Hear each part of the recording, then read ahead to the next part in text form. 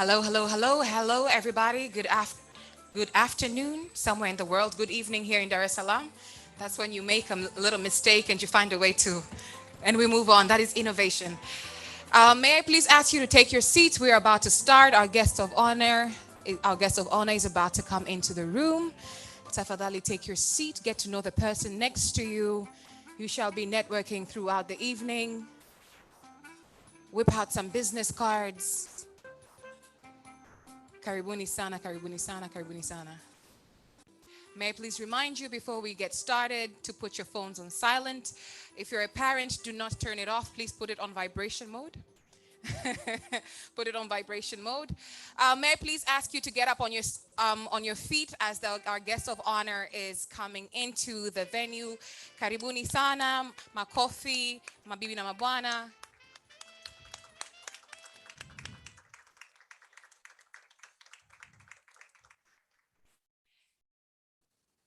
May I please ask you to take your seats. Amongst our delegation, I would like to acknowledge the presence of Dr. Amos Ndugu, who is the Director General from COSTECH. I'd like to acknowledge Professor Eliamani Sedoyeko from the PS from the Ministry of Education, Science and Technology. I'd like to acknowledge Dr. Jim Yunazi, Permanent Secretary, Ministry of Information, Communication, and ICT. And I would like to recognize the lady on the table, the one and only Miss Christine Musisi, Resident Representative for UNDP. Makofi kwao, mabibi na mabwana. And I would also like to recognize you for attending this evening, Karibuni Sana, for everybody who's joining us online, because we do know that this prestigious forum is being virtually watched. There are people who are streaming online. Karibuni Sana, welcome to the third Innovation and Tech Forum happening here at Coral Beach, Dar es Salaam. I hope you are having a great evening and ready for an incredible discussion. My name is Halil Mboy, and I will be your moderator, host, facilitator, whatever you would like to go with for the evening. And I am a veteran of the innovation and tech ecosystem. I have been in this space for a few years, and I feel that it is a privilege that we get to convene and have very incredible conversations and progressive conversations around how we can push the sector forward. Kwa wale ambao labda mngependa nitumie Kiswahili, nataka nionyeshe kwamba lugha zote nazielewa. Kwa jina naitwa Halila Mboe. Mimi nitakuwa ni mchokoza mada wenu wa siku ya leo. Nimekuwa kwenye sekta ya innovation na technology kwa muda mrefu kidogo. Niko kwenye startup ecosystem tunaita, na ni fursa yangu kuwa hapa na nyie kwa leo. Kama uko online, if you're online and following the conversation, please do remember to comment, to post questions hapo as we proceed. After that, I would like to once again welcome everybody here to the third Innovation and Tech Forum that has been coordinated by the one and only Media Convergency. Naombeni tujipigie makofi tukianza. Because I would like to introduce the mode of this evening. Considering it is innovation and tech, our conversations are normally not boring, they're not shy, and they're not slow. We're going to have an incredible evening, so I would like us to start by literally just stretching our hands. Guest of honor ni wewe pia, because I would like to welcome you to the ecosystem and show you that we do things differently here. Just stretch your hands to the side. There we go. Kabisa, kabisa, kabisa. Yes, it's been an incredible week. It's going to be an incredible evening. Push them up. Wonderful. Now you're going to move them downwards, but then just stretch your fingers out. Yes, there we go. There we go. That was practice. That was practice. Thank you very much. That was a demo. Now we're going to do it with sound effects. Is that okay? Wonderful. So we're going to stretch them out. Let's go. Innovation. That's a cue. So what we're going to say is innovation and technology forum. Wonderful, wonderful. That was demo number 2. Now let's go for it. 100%. 1, 2, 3. Innovation and technology forum. Wonderful. Karibuni sana mabibi na mabwana. Like I introduced myself, my name is Halil Mbowe, and I'm excited to be your moderator for this evening. Without further ado, I would like to remind you about a few things. As you're taking notes for the day, as for the evening, as you're preparing to also engage, please also remember to share everything you learn here with everybody that's online. Of course, with innovation and technology comes the digital transformation. So make sure that everybody who's not here gets to understand what we're talking about. And as you're posting on social media, please remember to hashtag InnoTech Forum. InnoTech Forum, that is INNO Tech TECH Forum FORUM. And also remember to tag at Media Convergency so that everybody can follow in on the conversation. Karibuni sana. Without further ado, I'd like to welcome our first speaker for the day to literally open up our event. The stretches were not the opening, just so that you know, in case you are confused. And I doubt that our first speaker will actually make you stretch, but he will definitely make you stretch mentally. This is none other than the Director General for COSTECH, Dr. Amos Ndugu. A big hand of applause for Dr. Ndugu as he comes to the stage.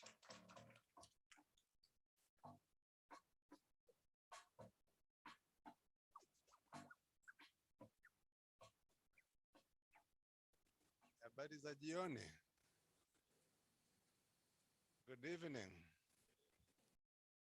Mimi naitwa Amos Nungu. Eni Rihama, sio ndugu, Nungu.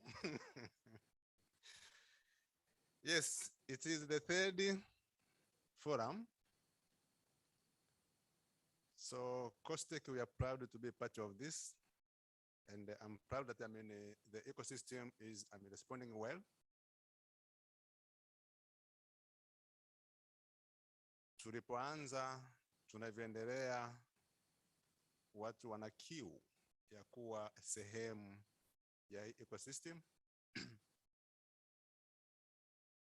Na kila wakati, the theme for the discussion is changing to accommodate each and everyone. So today we are talking about the conducive environment, which is really the work of the government, putting in place the conducive environment.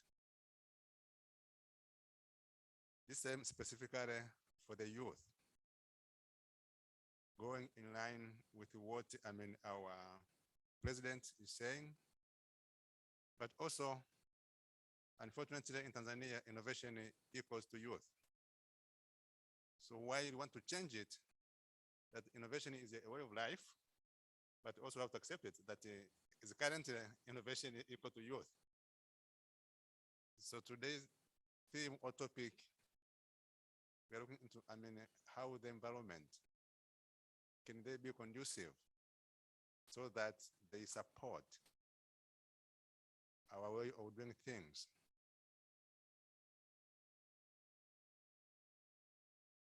So I'm looking forward for a great engagement, because together we can be part of that enabling environment. The policies, without your input, they might not be as conducive as we wish them to be. But this comes in line that, Maxato is coming in May. So you see, we are saying promoting small time innovators. Small time, yeah, can mean different things, but also the grassroots. So when we were discussing this enabling environment for the youth, I used to think about the youth who can make a PowerPoint presentation, and the youth who now live the real innovation, but they cannot, they don't know how to pitch. They don't know how to sell, but they are in our daily local environment.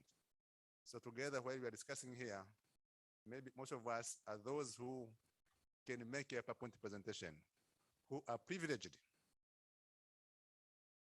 to speak the language which the funders want to hear or they can understand. But when we speak about enabling environment, also have to consider, the grassroots innovators who some of them survive but have to innovate now and then. But that enabling environment, are they conducive enough in town as well as outside the cities?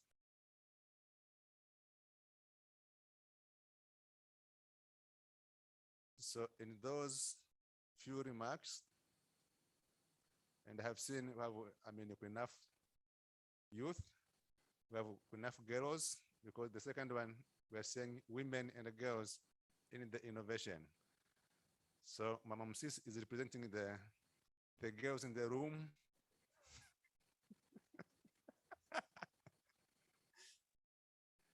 Kwa ujumla niwakaribishe kwenye haya majadiliano, and as we move forward, as we said, this is the third COSTECH and the Funguo through UNDP. We want to make the platform a go-to. We want to make the platform a change agent. So while we are discussing, also we receive feedback in order to make it more inclusive, to make it more innovative, so that everyone could be heard, but not only be heard, the contributions can be processed and contribute into enabling environment. So karibuni sana, asanteni kwa kuja, na nategemea majadiliano yenye tija. Karibuni na asanteni.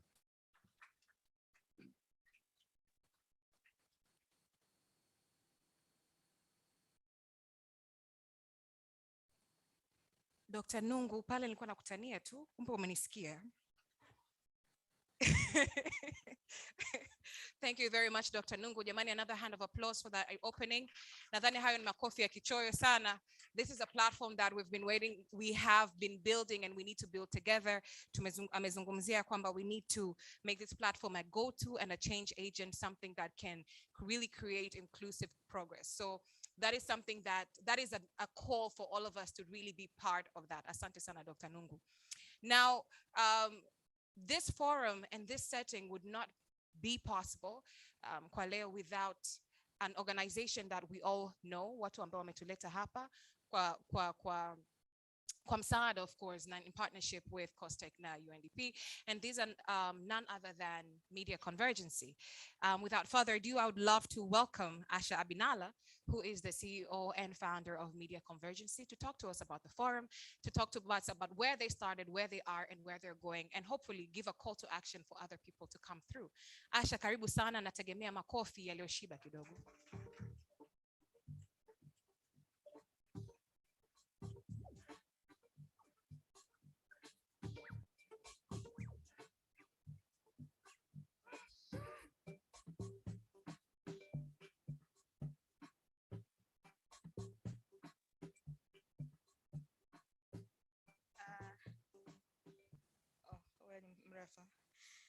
Asante sana Halila.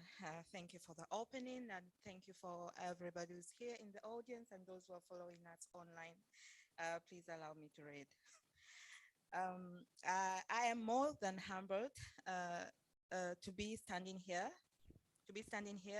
this great moment of time in which a lot of great minds have graced us by being part of this important discussion today. I extend sincere gratitude to the chief guest, the permanent secretary, Ministry of Information, Communication and Information Technology, Dr. James Jonas. Thank you very much. Also, and he will be joining us a bit later today. Oh, he has joined us already. I apologize. So yeah, the permanent secretary, Minister of Education, Science and Technology, Professor Eliamani Sedok Yeka, Director General Tanzania Commission for Science and Technology, Dr. Amos Nungu, Resident Representative, UNDP, Ms. Christine Musisi, Funguo Innovation Programs Manager, Joseph Manirakiza, the vibrant panelists doing great in the ecosystem, great work, doing great things which are relevant and very important for the ecosystem, allowing us to really get your expertise and insights today is a great honor. Thank you very much. And distinguished distinguished delegates, ladies and gentlemen, good evening. Yeah. The Innovation and Tech Forum is made possible and it has been explained. So I would like to say that as Media Convergency, we are the coordinators. And sometimes when you are the coordinator, people tend to forget and think that you've done everything by yourself. We have not. We have a lot of people behind this, people with that we can mention. We have organizations here. We have COSTEC and UNDP through their vision of Fungo program of enabling the environment for important discussions like this, giving us support and making us being able to discuss and meet here. And we have a lot of experts in the ecosystem. The expert is hungry. The experts are hungry, as in ninja. The experts are hungry. They are really willing to share insights and everything. There is a lot of things we have learned. We can even document it in a booklet of how it came to be born. And I would say the time is not enough today. I would just like to acknowledge and appreciate every single person who has been very positive and every single person who has been part, even here, even if it's the first time coming here, it really means a lot for us. The overall objective is to bridge the seasoned players and stakeholders with small time innovators and tech change champions who really need to learn from those who started, to find a way to network, share frustrations, access opportunities, collect feedback, and get to know how to make conversations with the right people who are showing or guiding us our way in the ecosystem. Today's forum with the thematic topic, digital transformation for youth jobs, central role of progressive policies is key and important in realizing how effective Tanzania as a nation can promote the environment for youth and women-led ventures, especially in these times of digital transformation in the fourth industrial revolution. I am excited and look forward to the conversations. We have reached here, and I've already explained this as a result of many players. I would really like to extend a lot of gratitude to everybody who is key to making sure that this works. And maybe I should also acknowledge, so far the former we have been implementing it as a pilot study. So getting ideas from Dr. Nungu, from COSTEC, from Bunihab on the best way it could work, getting ideas for UNDP, from the Fungo programs team and the others in the ecosystem is what has made it possible to be here. So we are hoping that the spirit will keep, we will have the same spirit going forward, but it will be amiss not to acknowledge that the forum, we a bit still in the reorganizing ourselves, but the forum has a steering committee, a dedicated members of 7 people who are there to make sure that at least we control quality of content and overseeing the goal. And we have 5 advisors who make sure that we are doing it in the right way. The advisors are more composed of senior experts in their field. Otherwise, asanteni sana and karibu. Asante sana Asha. Na kabla haujashuka, we agreed that I could ask you a question kabla haujashuka. One of the kitu cha kwanza, congratulations for the daring move in launching this pilot project. I do know it was not easy. Kuanzia mwanzo, the first phone calls Asha made, there was panic. Would they come? But we came. The question is, at this point, this being the 3rd forum, what ways or what modalities are there for anybody here who would like to engage in the forum in building this space, in participating in any what way? How can they get in touch? What are the things that they can do? Is there a call for partnerships moving forward? What can we do to build this space as the innovation ecosystem? Because sasa hivi nyie mnaendesha gurudumu, sisi tunawezaje kuja na kusaidia kusukuma gurudumu liendelee mbele? So yani kwa kweli kabisa, if you have passion and an interest of seeing this works, then you are the right person. And we should also acknowledge that while we are building up the forum, we are building it up we are building it up towards it being very independent away. So that is why we say it is coordinated by media convergence. It means that it's not really owned by media convergence. We are just initiating the coordination. So anybody who feels like they can add value, we can discuss, because one things we've learned, it's a learning process. The way we did it the first time is entirely different from the way we did it the second time. Is entirely different the way we've done it the third time. So we believe that we are not yet there. The goal is the same, it is consistent. What is changing is what we need to do to make sure that it works. How do we make it sustainable, permanently sustainable, because technology is there to stay. So anybody who's willing, the call to action, if you're really willing, we reach out, discuss, and find ways in ways we can partner to make sure that it is especially sustainable. For instance, I'll give an example. Right now, it won't work without support. Like without UNDP on board, without COSTECH on board, it would have never worked from the get-go.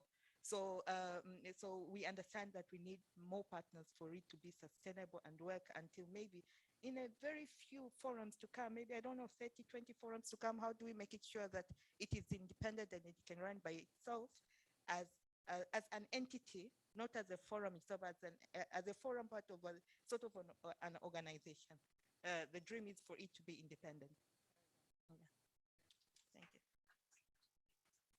There you go. Hiyo ni fursa nyingine ya Asante sana Asha. Hiyo ni fursa nyingine ya connect zaidi ya hapa, instead of just showing up. That's a challenge as well as an opportunity to engage and make sure this forum moves further than it is. Asante sana Asha. Jamani, makofi tena kwake. Unajua kuja hapa mbele na kuzungumza kwa watu ambao wamenuna baada ya wiki nzima sio rahisi. So makofi inabidi yafurahishe. All right, so we're going to move on swiftly. Asha did mention that we have an incredible lineup for our panelists this evening. Tuna panelists yani wazungumzaji ambao wamekuwa kwenye the ecosystem for some time, who have a wealth of knowledge and they're here to share it with us. I do recognize, however, kwamba there are people in this space who have been in the ecosystem as well, and you also have a wealth of knowledge. So if you have any questions, if you have any comments, if you have any additions, please do jot them down. We will have time as we progress where you would be able to share that. So please also, if you do not get a chance to share it here, do share it online, and let's make sure that we make this conversation have legs. We have a lot more people involved in the conversation. So without further ado, I'd love to call my esteemed panel to the front. Now, with every panelist that I call, my request is that our claps ziwe zimekula ugali na matembele kidogo, because the work that they have done in the ecosystem in one way or the other has been great.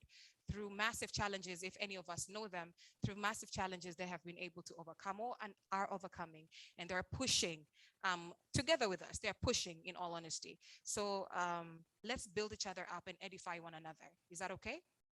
Wonderful. To the person who said yes, God bless you.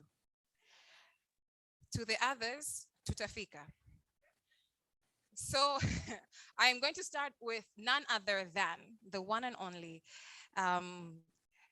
innovator, speaker, founder, a pioneer in such convening in the tech space. She is somebody that I've known for years, and I've known her for resilience and grit.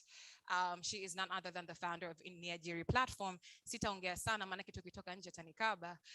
But Lillian Madeje, may I please call you to the floor?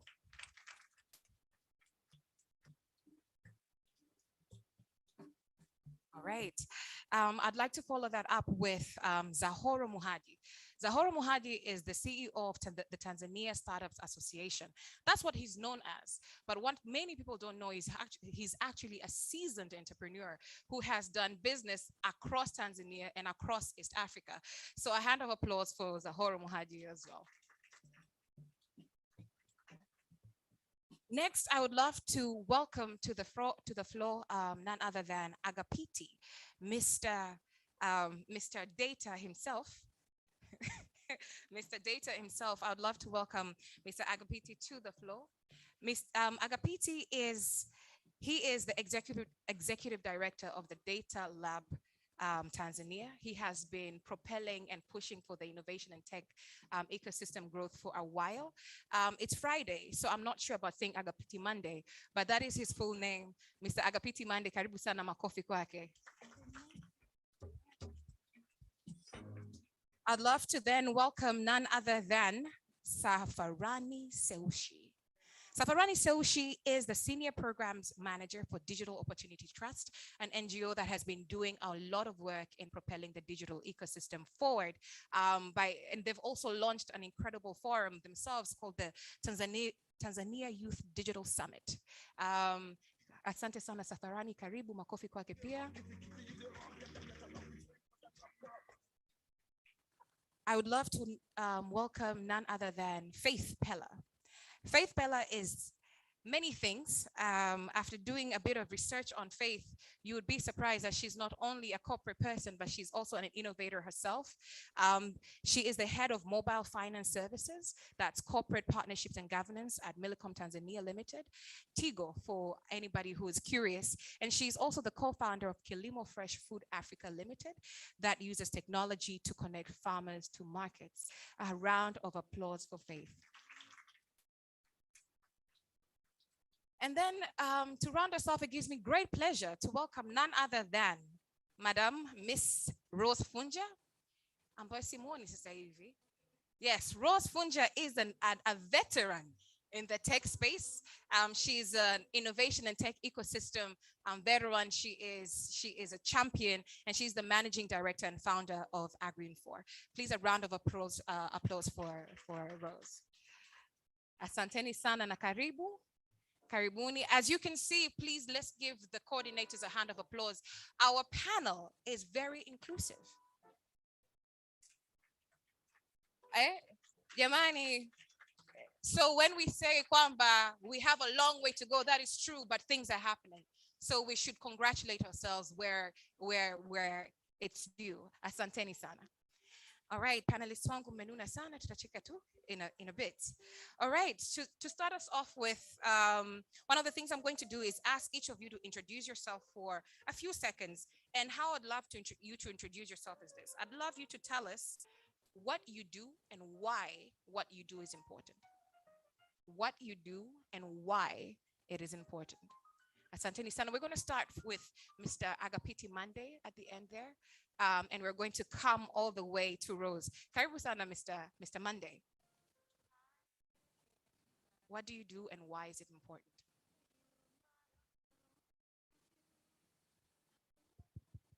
Hello, yeah, good. It's always hard to start, but good evening. As I've been introduced, my name is Agapiti Mandai, the Executive Director of Tanzania Data Lab. What we do, we use data sciences for social good. We promote data sciences. We make sure that, data sciences is part and parcel of making sure that everything what we're doing in our normal life is quite important. So we are the big part of the data revolution, but we are the big part of the fourth industrial revolution in the world. But basically in Tanzania. So when Madame was introducing me as Mr. Data, I was like, you're giving me a very big title. But realistically, it's like we use and promote data sciences for social good. Thanks a lot. So we skill up entry-level talents to come into the marketplace, but then at the same time as we're doing that, we help to create curated, vetted talent for employers. Why do I do what I do? What moves me to do what I do? I've been working within the space of human capital for the last 10 years. I see the gap with regards to entry level that is coming into the marketplace. I hear employers talking to me that they need the right type of skills. I know for a fact, based on amazing data that we get through our Nigeria platform, that youth that are coming out, we have people that don't have the basic in terms of communication, critical thinking, problem solving, digital literacy, which we're actually going to be talking about. So why do I do what I do? Because we have over as per the last time that I checked, official remarks, 900,000. I think we're going to be at 1.2 million plus graduates coming out of our universities every year. Out of those, we have about 60% who do not have the requisite employability skills. And when I talk about niajiri, watu nadhani kwamba tunataka vijana wajiajiri, lakini hapana. We're talking about skills ambazo pia huyu kijana anaweza akajiajiri ya mwenyewe. So why do I do what I do? I do what I do because I want to make sure that we have Tanzania that has youth that are actually able to take on different roles and positions. There we go. So I think I'll also get a bit of inspiration for my mzee Nungu. because I've also noticed that my name has been misspelled here. So for people out there who you have this template, my name here is written Zahoro Miraji, but my actual name is Zahoro Muhaji. Notice that.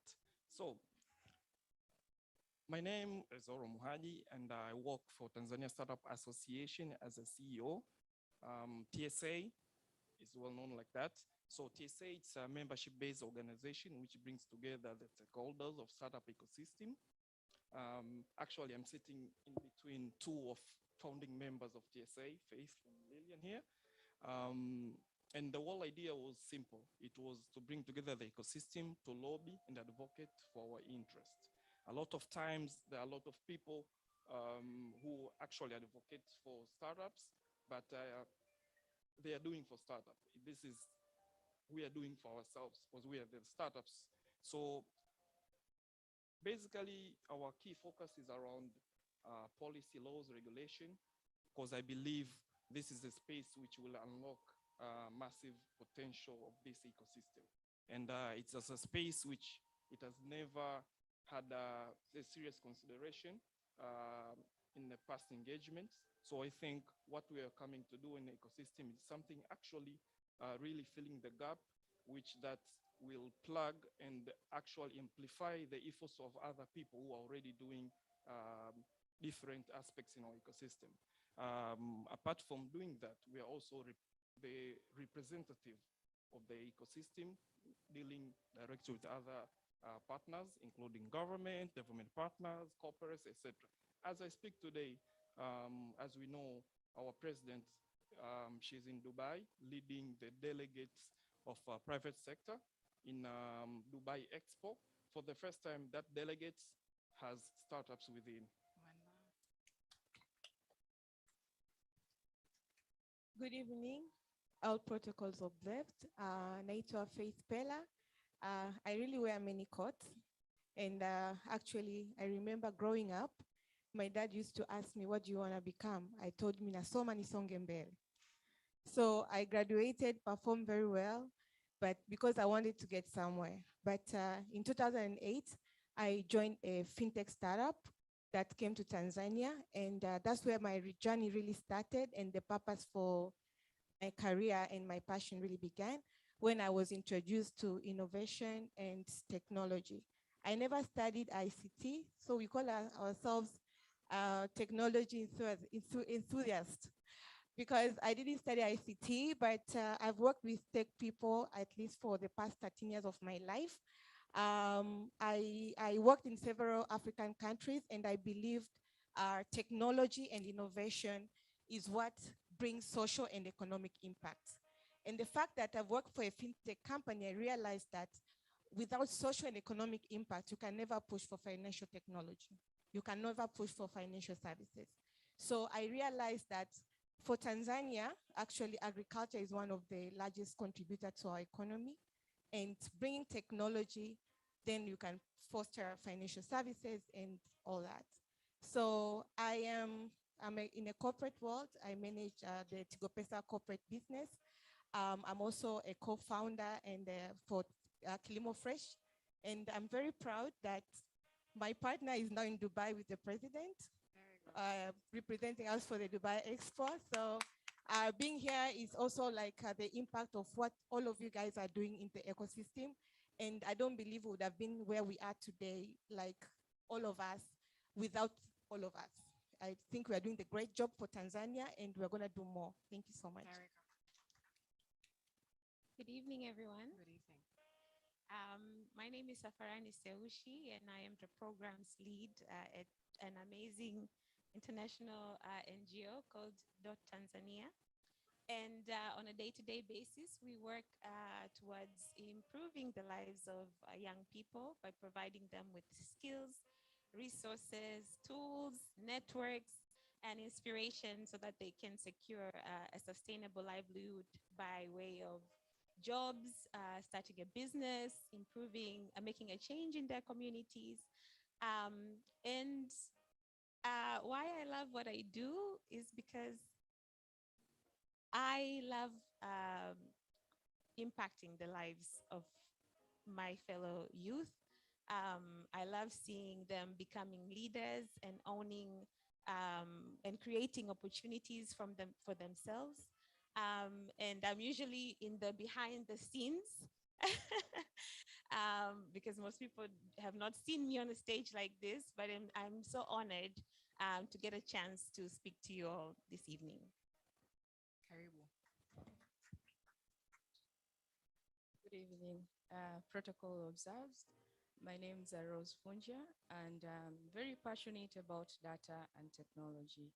And that is what made me an engineer by training, work in the agriculture sector. Why? Because I think that you can impact the population through agriculture. And what do we do in agriculture? Basically, we collect data and we use that data to make insights and advise farmers. And we've moved a bit together with agriculture. We're also doing in the telecom sector. We've done digitization of telecom towers to make digital twins so that now they can use those digital twins to either planning or make decisions. The tool that we use is what most people see around as a drone flying, carrying some cameras. In the agriculture, we match it up with an agriculture sensor. In the telecom, we leave the normal camera, but we use a software to stitch up the images so that we have digital twins. I also carry two other hats that span from this passion. One is coding for girls and women through Shikos for Change.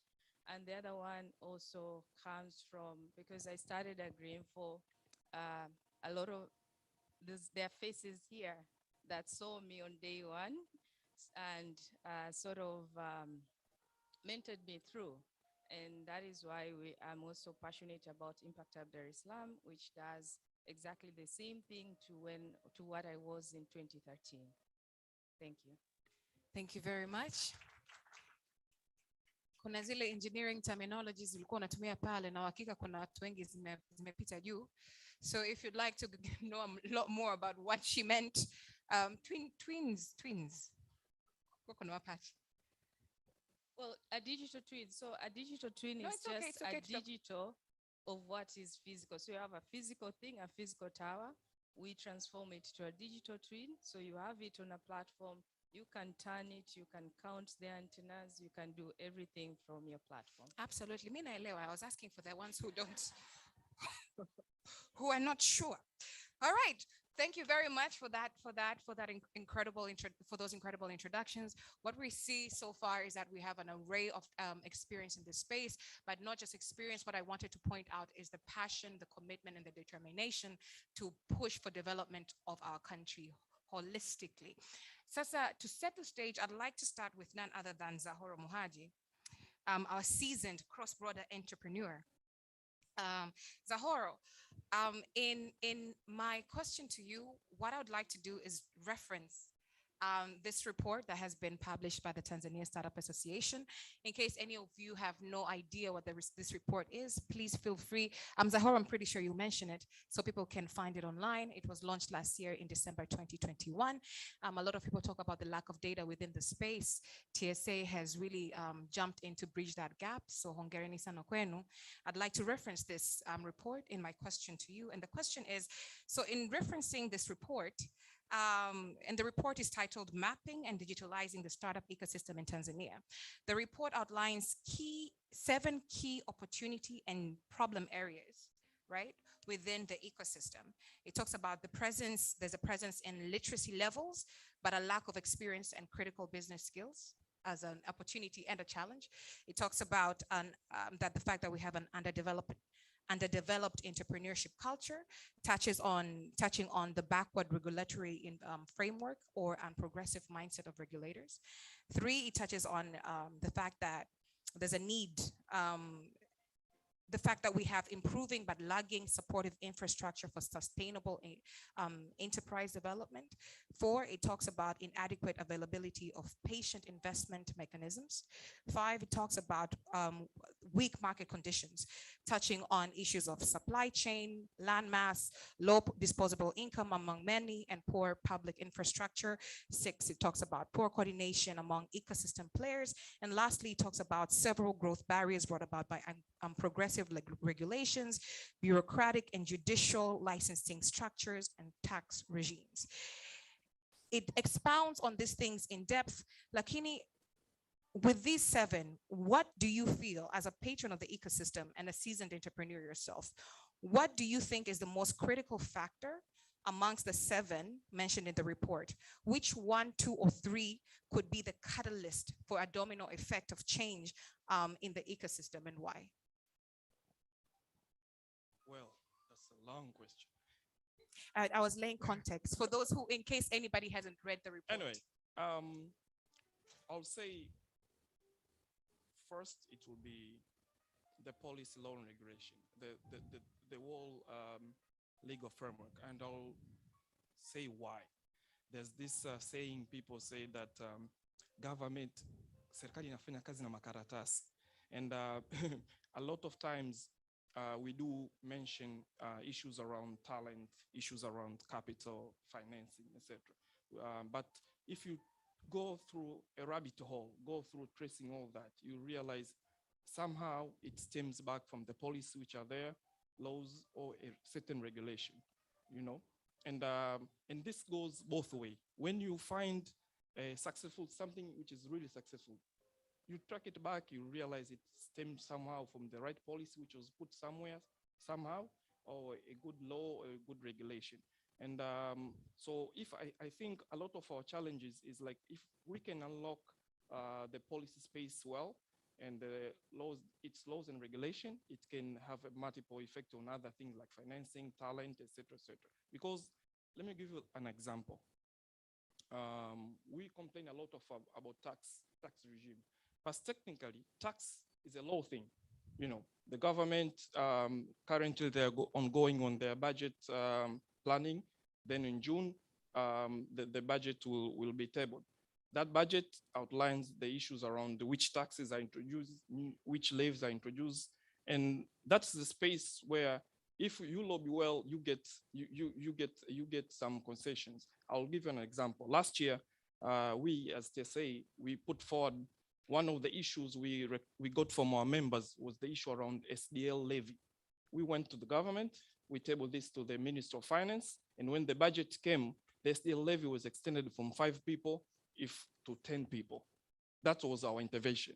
And this year we're doing it again with other recommendations. So I think tax regime can be changed, but that stems from the law. So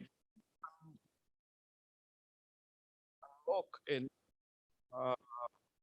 the legal framework, it actually have an impact on our tax, which amount of tax we pay, how much we pay, about what time do we pay, and also things on like infrastructure, because there must have been a policy there which said the government will move into ICT aggressively, it will build a broadband. That's the policy issue, just doesn't happen. So I think if we said this well, I'm sure other things around infrastructure, around talent, around everything will also fall into the line. And I'm glad already government is taking up on that. Wonderful. What would be the second and third? Second and third, I'll put skills, talent, because of course there can be right policies, right rules and regulation, but you need to still have skills to take up that. If you go to, let's say, 4 big major startup ecosystem in Africa, this is Nigeria, Egypt, South Africa, and Kenya. One thing they have in common is the number of talent. And this, I would say, maybe software engineers, all of them have big numbers. Go to things like hubs. All of them have big number of hubs than here. Here you can see we have like around 50 hubs. Kenya itself, the registered ones are almost 320. So you could tell skills play a big part on these all four bigger startup ecosystems. So I'll pick talent, or let's say skills. I like using talent more. The third thing will be, of course, innovative financing. Startups have a bit, it's not easy you cannot finance innovation with traditional ways. So startups may need a better patient capital, as we say, but innovative capital too.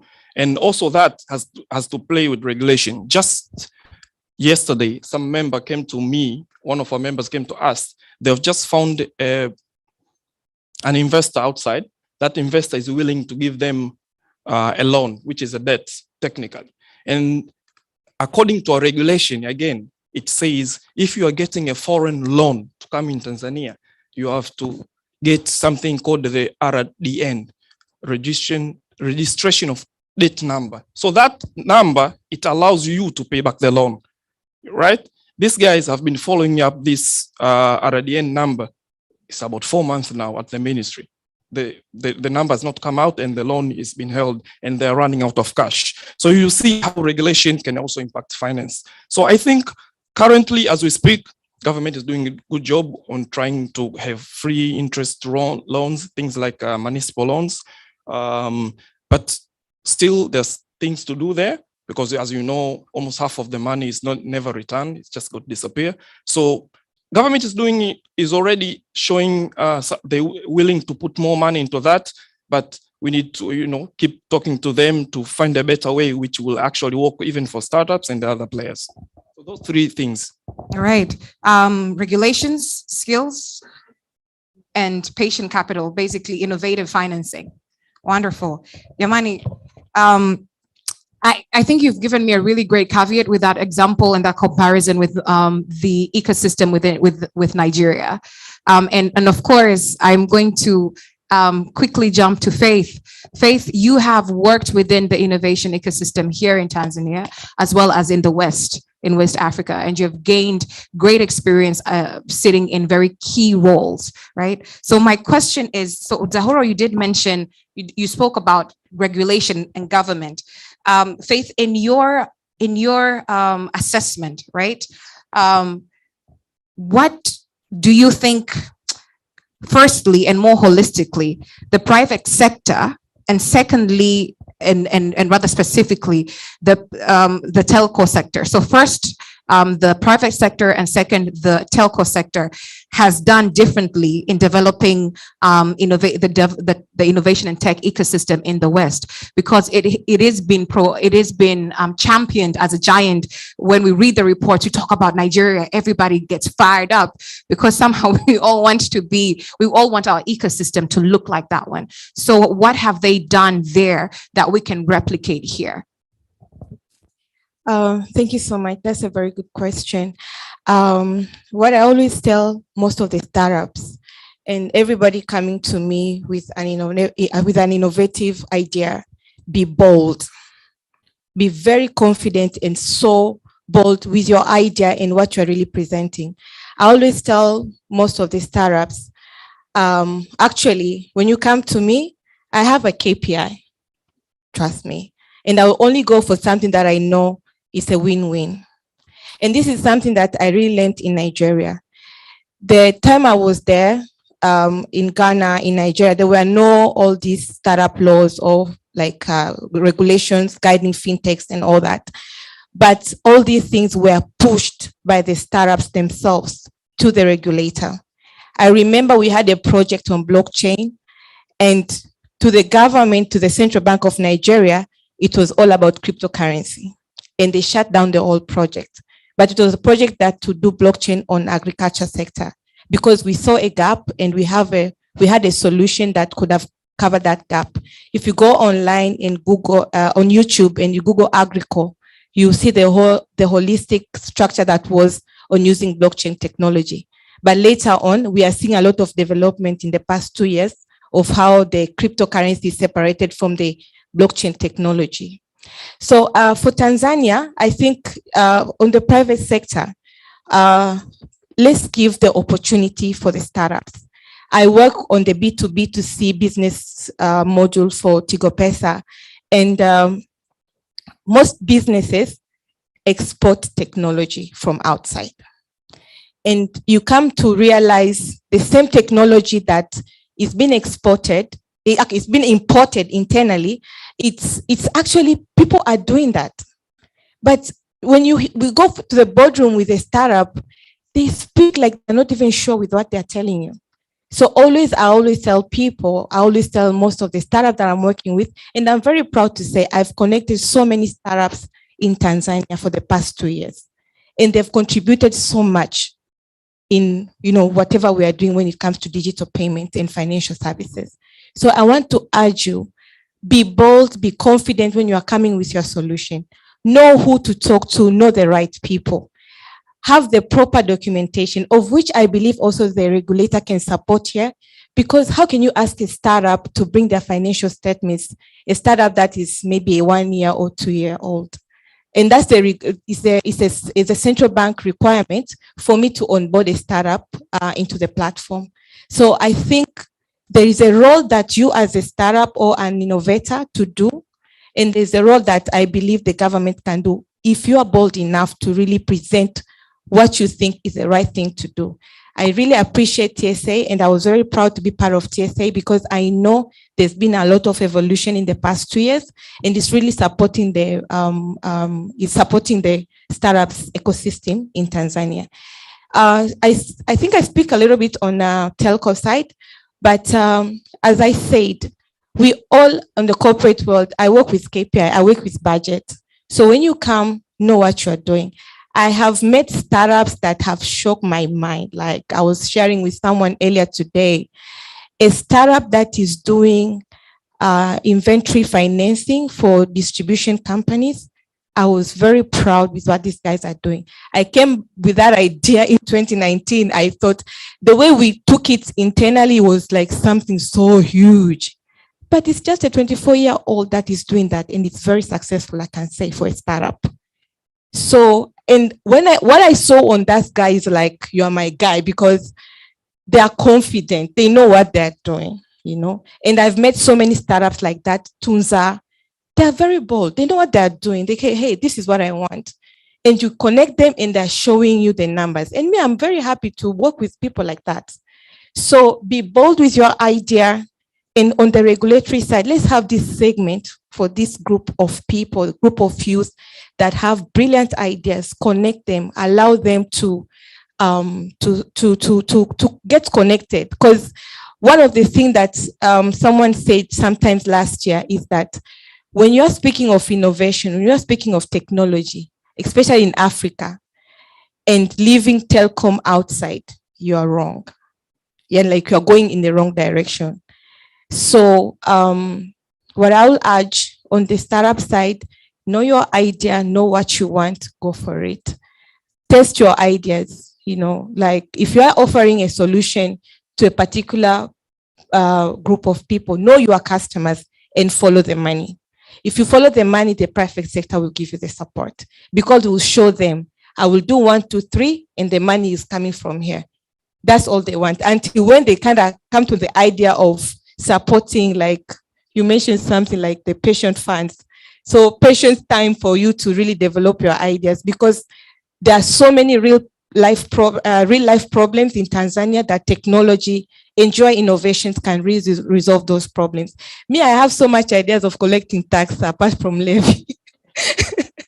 And I know the youth and the startups have that, like all the cash that is being transacted, if we're able to put that in a formal financial system, you will see where the money is. The government will follow the money. You will follow the tax, we'll follow the profits and all that. So the opportunities are vast. And I think if we enable the youth, if we enable the innovation and technology sector, we'll be able to have a win-win from the civilians to the government. Thank you so much. Thank you very much. A hand of applause to that. So, Faith, what you're saying is the private sector is ready, and especially the telco space is ready to partner, but we just need a lot more bold, innovative, and entrepreneurs who actually see numbers and can communicate numbers. So basically, we need to understand the language of the private sector. All right, that is a challenge to all of us. The biggest question is, are you compliant? But then also something you mentioned, which is really important, is how regulation can also support those partnerships. Because even though there is that that desire to partner, there are a few things that hinder that, and those are things that the private sector and the startup ecosystem can't do alone. But you have given us a challenge as a startup ecosystem, saying be bold and push for the things that you need, right? So over to you, Rose. Rose, you have been a veteran in this space, right? And I remember seeing you pitch ideas years ago. Yes, I used to be skinny and beautiful back, and and I've seen you show up consistent. Thank you. She says I still am. And you used to show up consistently, so jokes aside, I remember in 2017, yes, I do, you were doing an interview with then HDIF, and you spoke about challenges within the innovation and tech ecosystem. You spoke about challenges with the ecosystem, and you also touched about how young girls and women can actually mitigate those challenges and use the opportunities in the space. You talked about a lot of the challenges that have been mentioned by TSA's report, and some of the challenges that Faith is talking about now, and some of the challenges that we talk about right now in 2022. Those are the same challenges you talked about then. So my question is, even though there's a lot of buzz around the startup innovation and tech ecosystem, what do you think has been the biggest change since then? And also, what is your biggest grievance in terms of, are we stagnating? Are we all talk and no play? And with that, what do you think needs to be done so that we can make rapid progress in those issues? Because then if we're talking about the same problems, question one has to ask themselves is, are we really moving, or are we simply dialoguing about the same problems and not necessarily being bold enough to make the moves and take action that needs to be taken?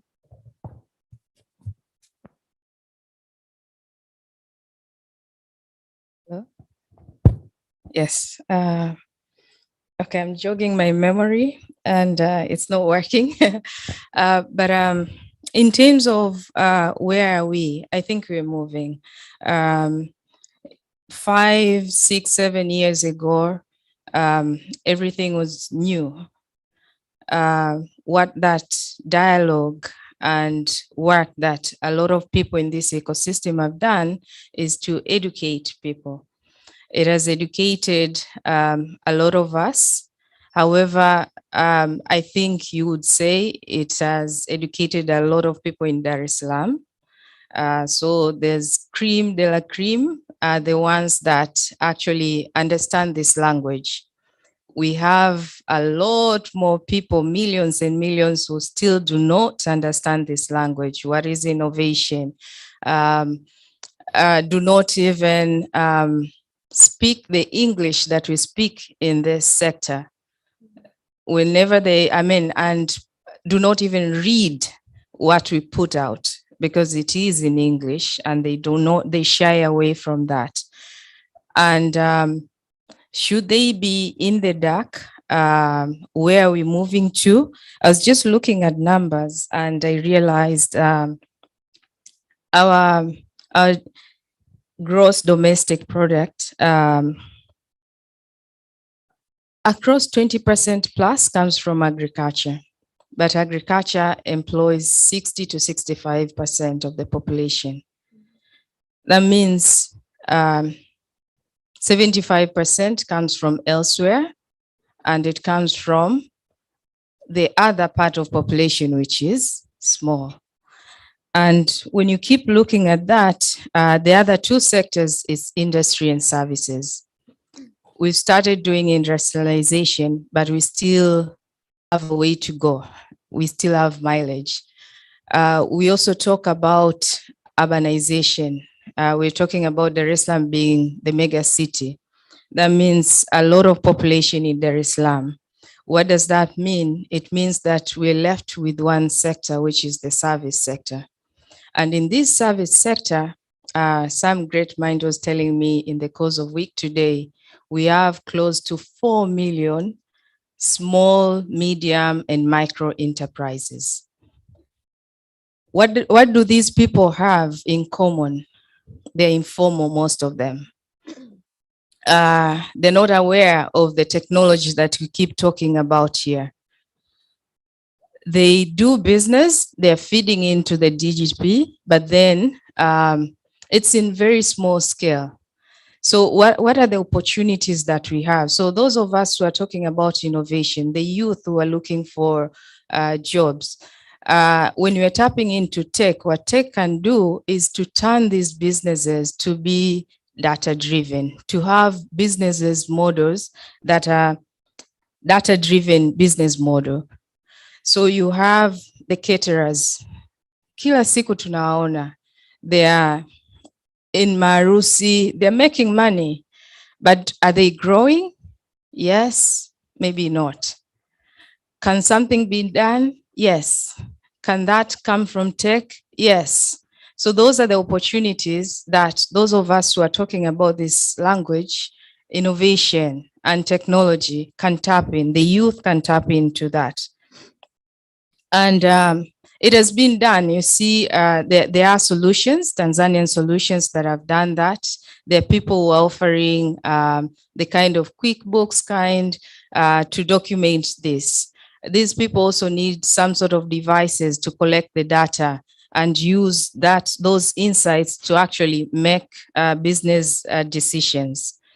But again, going back, so those are the opportunities that are there. And when you're talking, if you're talking about 4 million small and medium and micro enterprises, that means if those ones data driven and they can fetch more funding, they can grow and employ at least 1 or more 2 people. So having 4 million people out of seeking jobs, I mean, it's a solution that is solving itself. But then since we started talking about innovation, a lot of startups have come through, but then they're not growing. There's very few role models that you can say, oh, they fundraised to a certain extent. They have enough capital to run.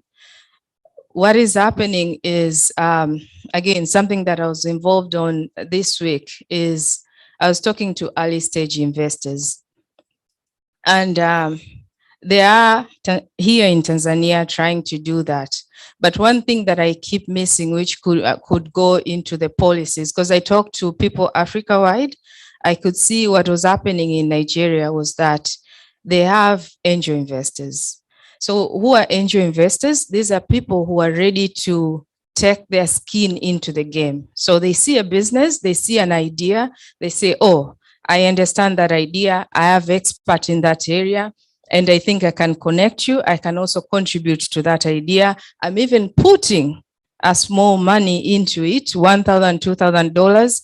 And for that, for you to actually build up that idea so that I can now introduce you to my network who are going to double or triple the investment that I'm putting in. So why do these angel investors exist? It's because the government now attracts them. It could be through taxes. So this is where the role of the government comes in, to attract them, to give them the appetite to actually contribute to that sector. And that is how you grow the startups that have been stagnant or are looking for cash. Because I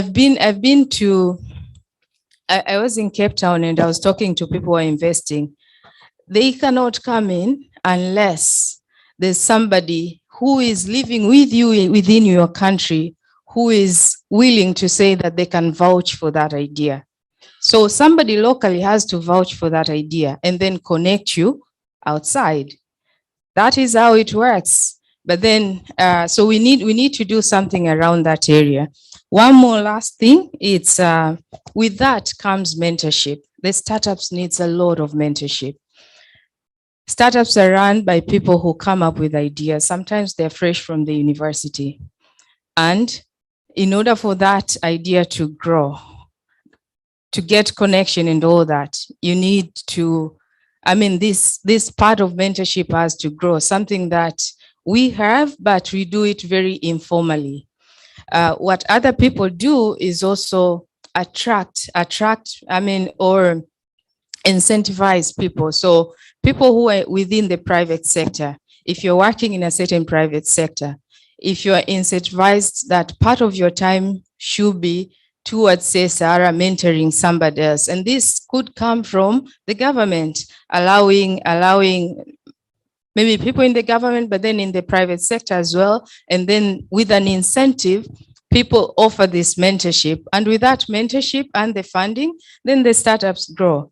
So I would say the challenges have changed over time. Right. We are somewhere. I believe we're going somewhere. And with sittings like this, when you keep talking, conversations, this is what is going to take us there. Thank you very much, Rose. A hand of applause for her. We may touch on a lot of things. The fact of the matter is, yes, we are moving. Like, the challenges have evolved. Challenge ya mtoto anajifunza kutembea na yule ambaye ameingia teenage ni tofauti kabisa. So one of the things that you did point out that I'd love to highlight and underline is the fact that even though we are growing, one of the things that is happening is we are creating exclusion as we grow. You talked about the fact that, even though we are looking at well, you didn't talk about us looking at inclusion, but that's something that we talk about a lot in our space. How can we be inclusive and so on and so forth? But basically, what I take it as is a challenge to be more inclusive and think outside the box, think outside people in this room, and think about wale watu ambao hawawezi kuzungumza Kizungu, hawawezi kuzungumza kwenye hizi lugha, wakiona namba wanachanganyikiwa. Kiukweli kuna Tanzania wengine 2 + 3 is equal to 10. Kama uko kwenye hiki chumba, I understand. But that's a fact, and that we have to be able to build solutions as per the context of our space. And I think that's a really incredible challenge that we have to take on. Moving on, I'd love to jump moja kwa moja kwa Lillian Madege from Niajiri platform. Lillian, just to build off of what Rose has been talking about, I'd love to hear from you. What ecosystem practices do you identify as obstacles to the booming digital transformation when it comes to youth job employability and self-employment? So what ecosystem practices? I mean, Rose talked about quite a few. She talked about policy and so on and so forth. But what other practices do you feel hinder and have been an obstacle to the digital transformation for youth job employability and self-employment? Okay. So I think how we respond to that one in terms of what obstacles are there.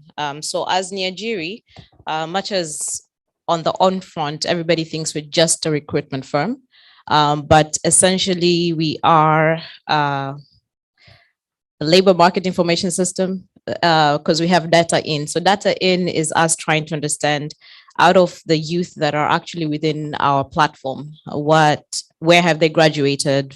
What are they still in, have they secured a job? Have they not secured a job? They get specific assessments within the platform, which helps us to say which courses you should take so that they can actually be able to have the right type of set of skills. We are integrating online coaching so that for those who do not have, if they need interview coaching, so instead of a face-to-face, we have an integrated online coaching mechanism. So that is data in, us trying to understand vijana na level ya ujuzi ambao wanayo, and data out ni kwamba sasa based on whatever metrics we get, we're able then to go about and do matchmaking to prospective employers. But then also on the other aspect is opening up different types of opportunities and even training workshops, making possible for them digital literacy, training skills within the platform, but then also designing or creating programs ambazo zinawasaidia kuweza kuwafundisha kwenye kwa capacitate kwenye the digital jobs that we're speaking about. So essentially kwenye kufanya hivi vyote, what are some of the practices ambazo tunaona ni challenges? One ni kwamba kwa kijana kuweza kufanya muhimili wote ndani ya Niajiri platform anahitaji kuwepo na data, kwa sababu sisi hapa it's literally an online platform. So besides mtoto kijana kuingia kuweza kutengeneza CV yake, manake yuko ndani anatumia data. Baada ya hapo siji tunamwambia kwamba fanya career development plan yako ndani ya system, so that sisi anapofanya hivyo vitu tunaendelea kupata data kuhusiana na huyu mtu. Inamaanisha bado anaendelea kutumia data.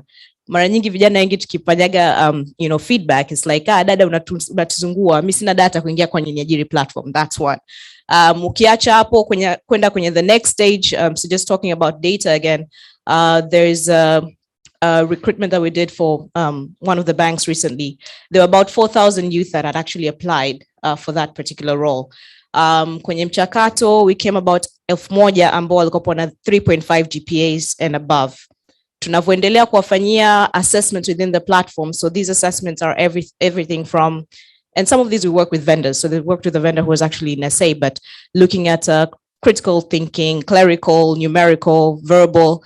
39% of 592 ambao walikuwa assessed ndo waliopita kwenda kwenye mchakato unaofuata baada ya hapo.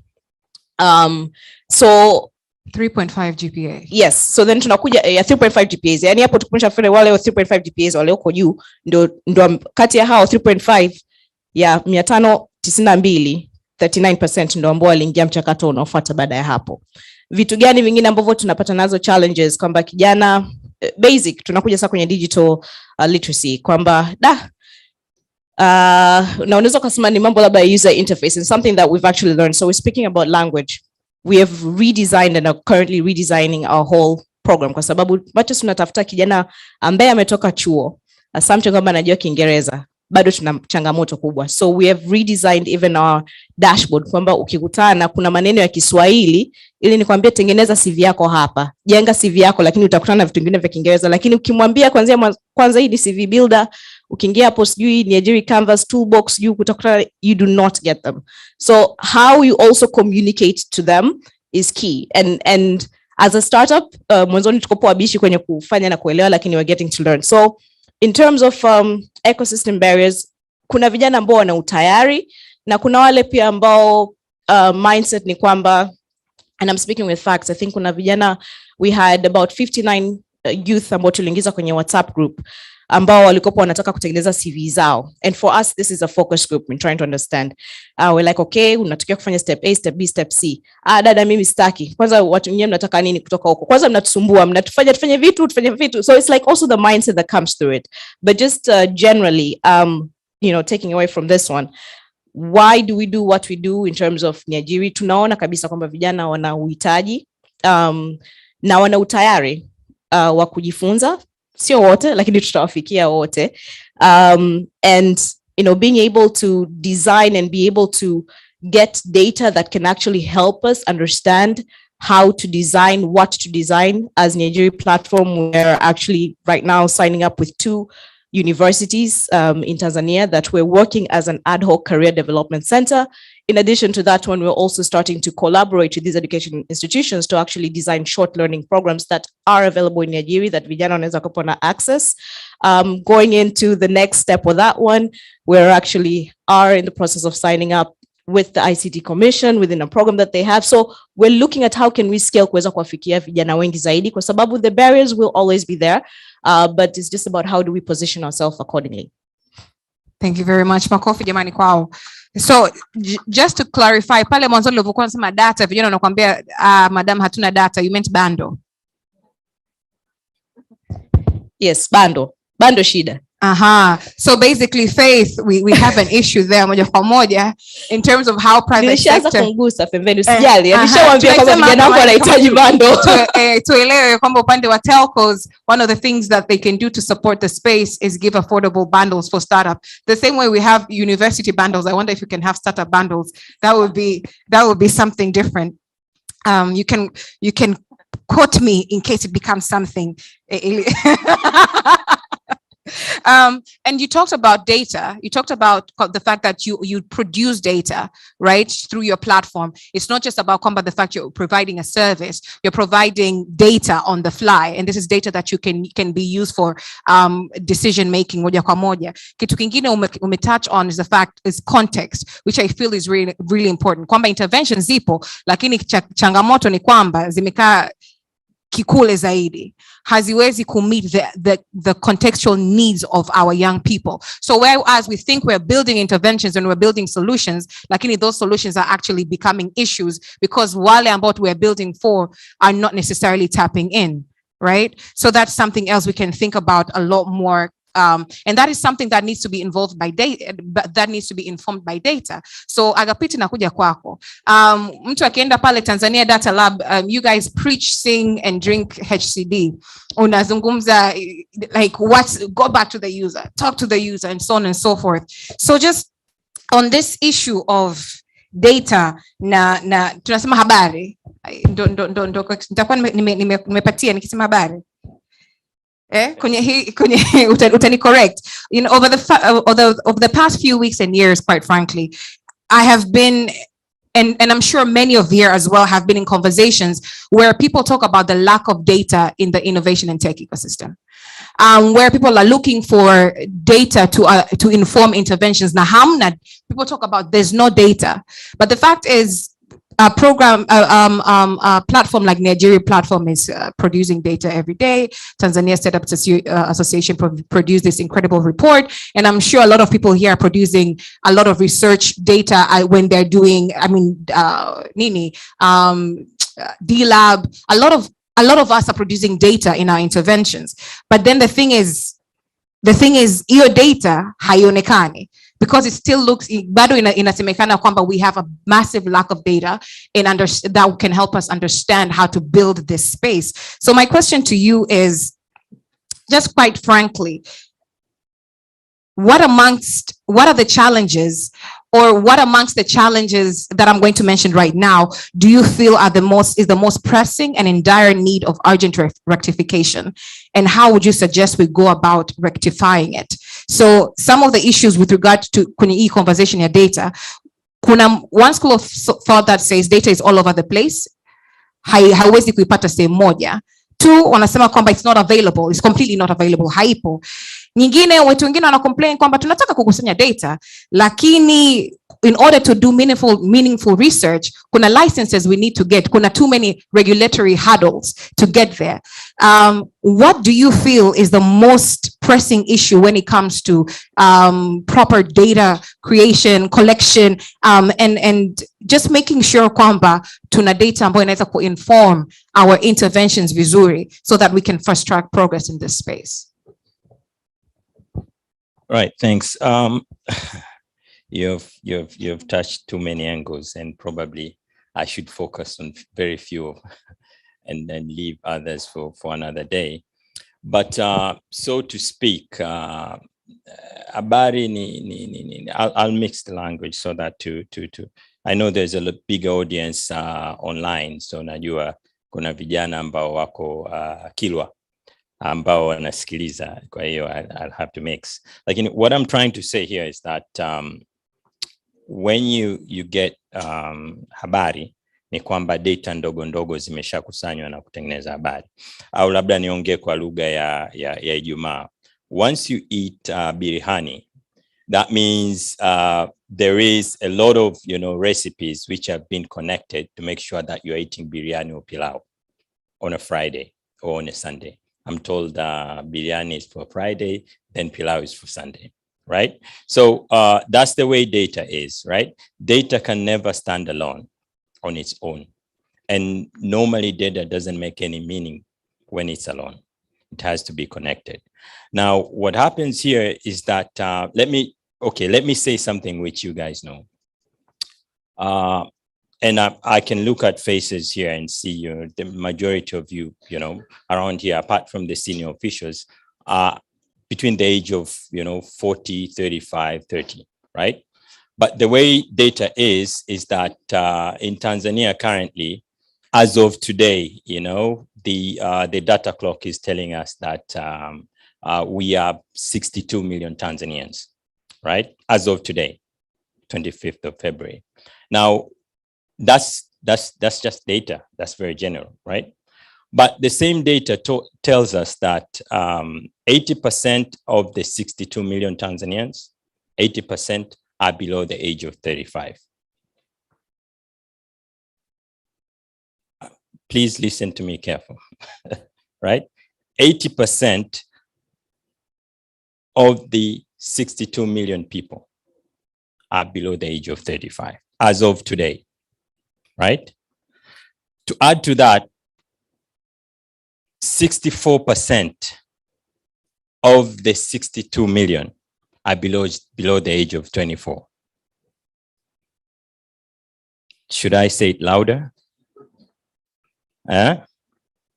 So you have, you have 80% of Tanzanians of today have been born between between 1985 onwards, right? Are we together, right? And this is the generation, this is the population which really we are targeting, right? Now, I'm so happy today to have, two permanent secretaries, to have two, commissioner generals here, to have senior officials from the UNDP, to have, a lot of colleagues from the, colleagues and serial entrepreneurs from the innovation ecosystem. And all of us should be thinking about, this 80% of Tanzanians who are or should be directly, influenced to make sure that they are touched by what exactly we are talking about here. If not, then there's no point of doing what we're doing. Now, this 80%, it's more or less like most of them, they know how to read, write, and count, but they don't have digital skills. You'll correct me if I'm wrong, but most of them, they know how to read, to write, and to count, the 3 R's. But with digital skills, I would say, 8% of the 80%. It's not even 10%, right?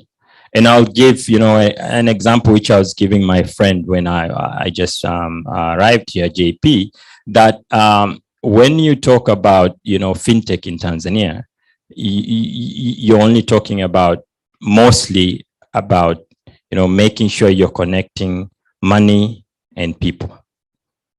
In between, you have all these aggregators. You have, the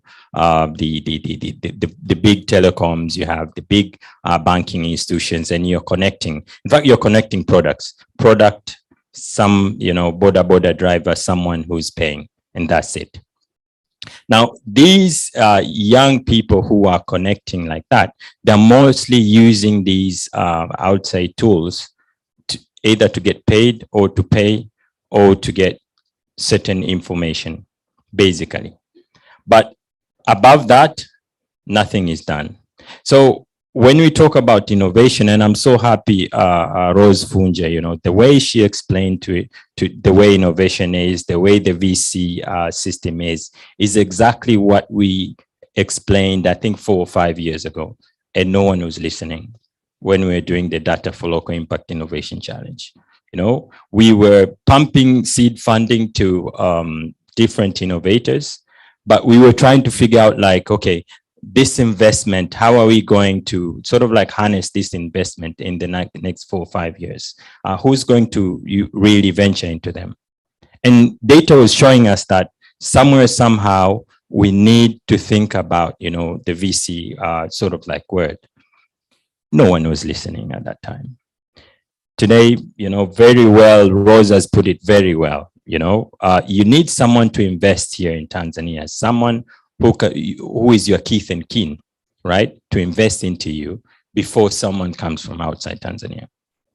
Now, in terms of data, we really have to think about Tanzania creating an innovation economy.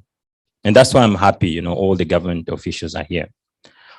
we can talk for the next 100 years if we're not creating an innovation economy, right? If our policies are not right to make sure that we are making sure that within the economy segments, right? We say 3% of GDP or 4% or 5%, 10%. Some other countries, it comes up to 70% of the GDP is from the innovation economy. If not, then the conversation becomes dead. So moving forward, I mean, our policies should look at what the innovation ecosystem in Tanzania is doing towards the economy. I'll give you an example, right? With the data lab, which we are affiliated with the University of Dar es Salaam College of ICT, and that's where we are anchored, we are supporting various, data scientists at the university. Currently we have supported 18. The target was 20 for 4 years, 5 of them every year for 4 years. Now, out of the the whole program currently has educated 70 different masters of data science. Out of the 70, I would tell you like 1/3 of them are getting employed before even graduation. Do you all know what that means? It means like each and every organization somewhere needs a data scientist, right? But vis-a-vis the economy, right? So that means the economy really relies on data somewhere, but we don't have a lot of qualified experts to make sure that whatever we're doing with the data sciences is making social good. And that's what we are trying to promote. We're really trying to make sure that the economy is really understanding what data is doing to it. I'll give you one little thing. I have to give you 30 seconds. Yes. I wish I had the whole day to really talk about data. Yes, this but is the I'll tell you have. one thing here. Out of the 62 million Tanzanians, we know more than half of that are women. Now, every woman in Tanzania as of today, right, gives birth to an average of 4.8 children. An average of 4.8 children. Yeah, 4.8 means it's 4 or 5. I know someone is doing like that. I'm talking about data here. So, I have to put even the small dots. If you're talking about 4.8 to 4 or 5 children, you're talking about the next 15 years, Tanzania will have 80 million, sort of like people. Just 15, right? And then you're talking about by the end of this century, which means in the next 78 years, Tanzania will have 250 almost million people. Who is going to feed the 250 million people? Is you today to set the foundation in terms of the policies and the regulatory bodies to make sure that the next generation of Tanzanians is living in a very healthy, generation as what we are doing today. When we talk about the new innovations, the nanotechnologies, the drones, the Internet of Things, the microchips of the microchips. I was telling JP today, now people are thinking about the Li-Fi, not the Wi-Fi anymore. Wi-Fi is becoming, an old thing. The Li-Fi, and start using light to transmit data. When you're thinking about that, you have to make sure that all the bureaucracies which we are getting when we are looking for data, and this is something which you did ask, Madam, that you have people who are going to research and they're looking for data. You get clearance from, let's say, the university you get clearance from COSTECH. Then you have to get clearance from NIMRI if you're doing something about health. Then you go back to get clearance to the ministry, and that takes 6 to 1 year for clearance only. Right. And then you have to go for research. Now, somewhere, somehow, that's hindering the research sort of like, economy, but as well, that's hindering whoever who's doing that work, and if you're not careful in terms of this data will become old. I mean, if I start today doing my work in terms of collecting data, 25th of February, and then getting clearance by 25th of February 2023. That's gone. So again, we have to look at these things in that way, right? We need to have a fast way of clearing, all these sort of like fast, but very diligent and effective, not just fast for being fast, very diligent, credible way of clearing, which is fast and short, but we have to make sure that whatever which is done in a way that we are supporting the young innovator, the young entrepreneur, to make sure he or she is making a difference in Tanzania. Wow. Thank you. All right, that's a lot. I kept wanting to stop you everywhere, every time. Asha, umenipa panel nzito kidogo, alafu ni wengi, alafu mambo ni mengi, and I'm going to ask that we finish up with you, Safarani. Last but not least, and I'm going to. Everybody took about 5 minutes with their responses. I'm going to ask that we can be as brief as possible. And right after you're done, Safari, I'm going to close this panel and we're going to move ahead. I do know we are very much behind time, but Safarani, one of the things that I know that DOTS does, you had the Tanzania Youth Digital Summit last year, and one of the things that came out was commitments from the ICT Commission, right? In how it would support and collaborate with the ecosystem, in reviewing and adapting its policies, in being more inclusive, and so on and so forth. However, most of the challenges and even opportunities that have been spoken about here, they're systemic issues, right? They're not a one-hit wonder, one solution wonder kind of issues. So if we're talking about the fact that these things will take a while to solve, and one of the things that stood out, Sana, is skills, right? What in your thinking, especially in terms of what DOTS does, which is skilling, right? What do you feel or what would you suggest if you were to suggest kwa our viongozi? What should be the top 5 skill set areas that the government should focus on to enhance youth capacity for self-employment in the digital transformation?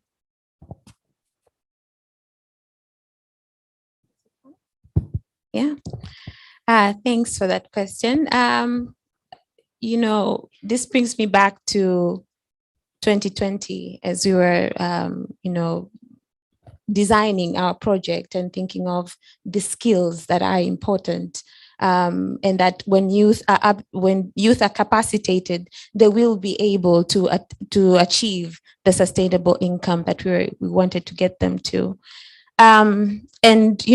We spent quite some time researching, and for digital jobs, as I've been called here to talk about, the 5 key skills that we found are relevant and are in need are demanded in the market are productivity tools. So that would be G Suite, to adapt to the new ways of working.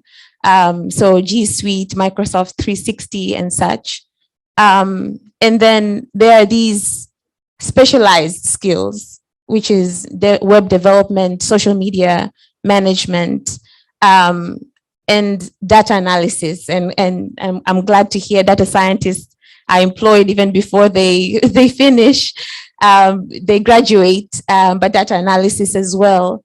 And so web development, data analysis, social productivity tools. Have I forgotten anyone? Because yes, and in our capacity as DOTS, we are able to also offer robotics as well, which is much more advanced. But in the Tanzania labor market, that is not proved to be relevant, but it is within our capacity as well to provide. But yes, but currently our digital ambassadors, who are youth leaders who capacitate other youth, are now training in those 4 key skills that are productivity, web development, social media management, and data analysis. And it is in quite high demand with the youth. But the challenges now that we see is that they are not enough, right? now with the effect of the impact of COVID-19, web development, yes, social media management, and all these other skills have become quite key, and they provide opportunities for youth to tap into opportunities even outside of Tanzania. But something else has to be done. They still face quite high competition from other youth from around the world, or who are other job seekers from around the world. So more has to be done in terms of capacitating the youth with job readiness, professional skills, etc. And also, even though these jobs are available, we also have to question on how decent are they, this is a new way of working. A young person with a laptop is able to do a job and get paid, but they don't get the same benefits.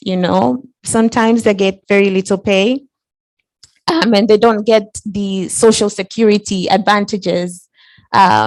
So, when we're thinking of this, we shouldn't just be excited about the fact that a young person can access these jobs, but we have to think of how decent are they. And another thing that we have to think of is how inclusive are they, right? We have quite a big data gap, and through the Digital Summit, we are really trying to narrow this gap. We have reached now over 10 regions, and these include regions where youth are located in rural areas, and are really trying to understand, what are their demands, what are their gaps, right? And the needs of what we're realizing is that the needs of youth are quite diverse, and we need strong research behind that in order to really create strong policies that are progressive. Yeah, so I can say that. Thank you very much. We've done a 360. A big round of applause to our panel. What I'm going to ask us to do is just, we're going to rapidly, everybody just tell us what's one word closing. So if your one word, if we're to remember something and take it away, what would that be? One word closing. And then we're going to move right ahead to the next session. Once again, I'd like to remind everybody who's here, if you can tweet, if you can post, whatever you can of whatever has been spoken about, please hashtag InnoTech Forum. Also tag Media Convergency so we can keep the conversation going. If you have any questions here and you felt that they were not answered because we didn't have a time to ask questions, please write it on the sheets of paper and we'll make sure that the questions get answered.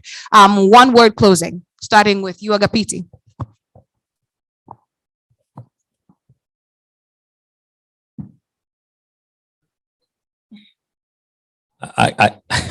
Sorry, but I can't do one word closing, so that won't be possible. So I have to say what I have to say, and what I want to say here is that data is in silos. I mean, a lot of public and private organizations are now opening up their data. It's a challenge to everyone who is working within the data ecosystem, and the trend data is not there. So if you want me to say one word, then I'll say that, data in Tanzania is in silos, and that's not in one word. So, and public and private sector should open up their data, please, and make Tanzania great by giving a very conducive environment to the data scientists. Thank you. All right. Thank you for your one word. Kwa sababu alianza amekataa, mimi nitasema simply. So for us as Nigeria platform to be able to reach across Tanzania kwa vijana wetu wote, I need partnership and collaboration. So I'm looking at universities, I'm looking at the private sector, I am looking at just the full ecosystem in order that tuweze kuwafikia wote. So partnership and collaboration, that's my biggest thing. All right. Mimi, my last word will be, I'll just say that personally, I've been an entrepreneur for 15 years. And I can say there's never been a time where it's more exciting and more promising to be an entrepreneur and an innovator like this time. And just one word last.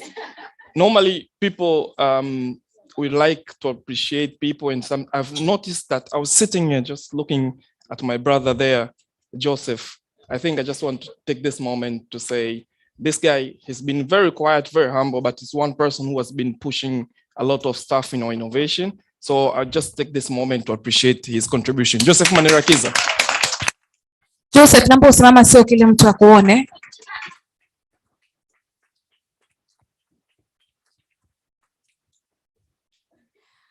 Okay, I think data has covered so much of tonight's discussion, but I want to say something. Data is a strategic asset for any business, for any government, for any city, for any country in today's world. To innovators, build a minimal viable product to know your target, to know the problem you're trying to solve. That will give you the data to get the angel funders. It will give you data to get a partnering private company. It will give you data to build your case even to the government. So I'm speaking this to the innovators. Yes, data is in silos, but if you're solving a problem, build that MVP, like a minimum viable product that will really give you a case to build for you to move forward. Thank you. And I think for me, it's really to speak to the policies, the progressive policies, is that if we are committed to design policies that are progressive, we should leave no one behind. Inclusion has to be there. We have to make sure that the needs of every young person are considered. And speaking of inclusion, today is a very special day for us at Tanzania because our long-standing partners for the Digital Summit, we have just signed an MOU with them today to bring digital skills at scale across 7 zones. And they have been really responsible for pushing us to really get out there and reach as many people up until to a young person in Kibondo, Kigoma.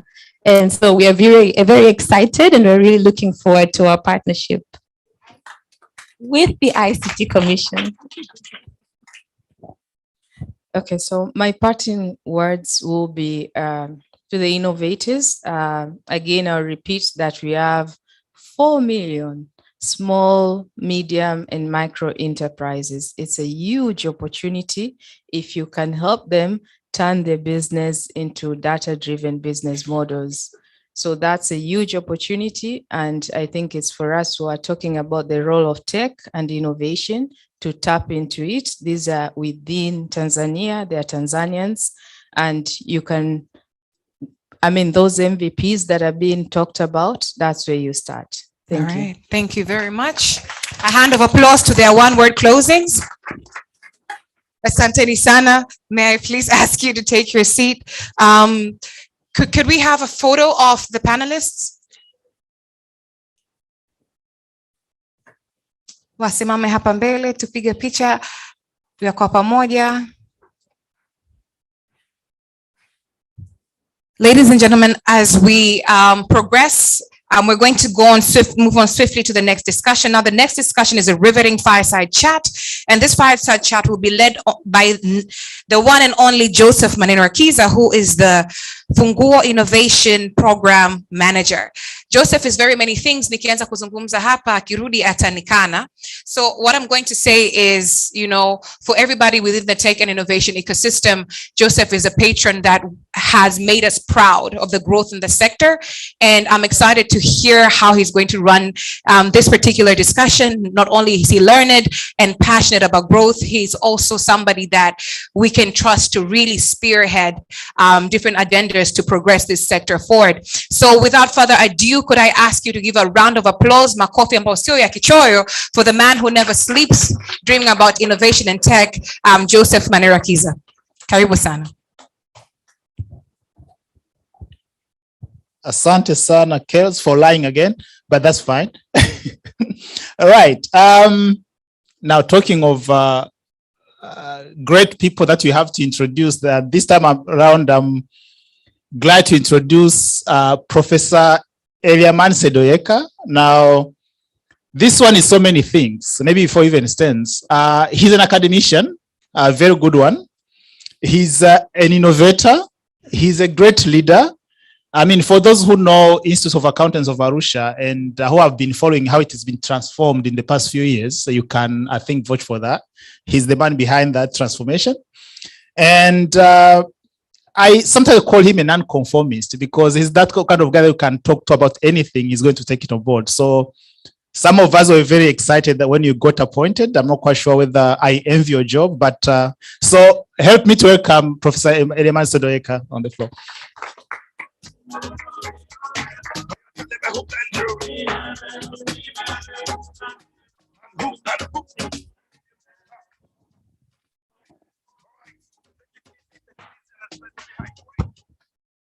Right. When I was coming to this discussion, I just posed the question to the audience to know, like, what kind of question should I actually ask? And I'm going to touch on that later on. But maybe one thing I didn't mention about Professor Sedoyeka, I said he's an innovator. And for those who are as old as I am, I think you remember a TV show that was called Right Click back in 2004, if I'm not mistaken.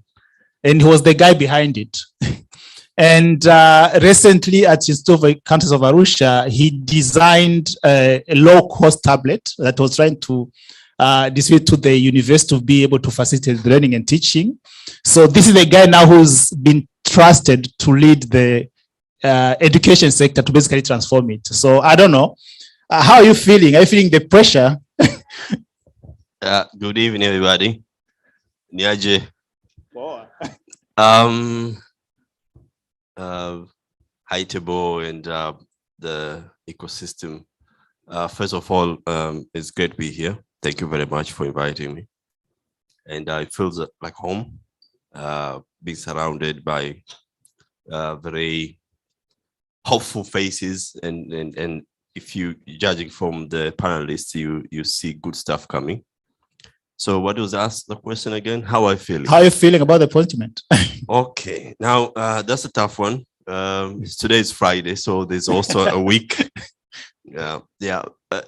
I don't know what to feel about. It's my 7th week on the job, so it's a bit. I'm still learning, trying to understand the magnitude of the responsibility. But I have a brother, Jim, who has been holding my hand. He has been always ahead of me and showing me the way, so at least makes that easy. But to me, it's a challenge and a responsibility as well. You know, it's just this generation that people have been given responsibility a bit late. But if you look on the generation, the class of 1961, the Nyerere and this cabinet, you can feel the way people around 40, plus or minus 5, really transformed this country in the beginning. So I feel that there is a room for us to bring new ideas on the table, and judging from the people here, I can take advantage of that and bring new ideas, and especially in policy, because that's where I am positioned there. Yeah, thanks very much. At least I'm hopeful that he's not feeling the pressure yet, but I'm quite sure we are going to give you that if that's what you're asking for. All right, and let me just get to that immediately. We've been talking about skills, Niajiri doing a great job in bringing about talent, and looking at the number of graduates that are getting to the job market and without actually jobs waiting for them. So now we are talking about jobless graduates. And I really wanted to know, as the person now in charge of pushing the Ministry of Education forward, what the government is planning for that, because to me, it's a scary trend. If we continue this trend, I'm not quite sure where we are going to be in the next few years. So, yeah. Yeah. Thanks. It is true. But at the same time, there are jobs that do not have enough people. As Mr. Data say, that there are people who get the jobs before they finish. So yeah, talking about numbers, Tanzania is still having lower number of graduates per population compared to our neighbors. But at the same time, we have jobless people. So it's more of balance. And we produce people on the areas that probably there are no jobs for them, but does not mean that there are no jobs completely. So that is if you're focusing on being employed. So what we are trying to do now, the shift that it has been the direction of the National Development Plan, the industrialization, the party manifesto, and the direction from the president is to push towards productivity. So the graduates we are going to push to produce are the ones that they would go and start producing. You see, if I take you back a little bit, 40 years ago, when just after the independence, there were no skilled labor. So the government started specialized programs like IFM, IAA, SUA, so to produce people to fill specific positions. So there are so many jobs and there are no people. So universities and other institutions start producing people to fill those positions. But over the time, the graph of the demand and supply conversion, so you produce more than what's required in places. So for example, almost all the higher learning institutions now produces accountants. So if you go to RD, there's a degree in accountancy, go to SUA, go to IFM, UDISM, anywhere you go, there is a degree in accountants. But at the same time, companies are automating. Even the jobs that, accountants were left by the jobs to translate the accounting reports. But now AI is actually chipping in and start analyzing the reports for you. So you see accountants are in trouble. So the automation is also taking jobs away from, and we are still producing the same. So to answer your question, we are pushing towards productivity.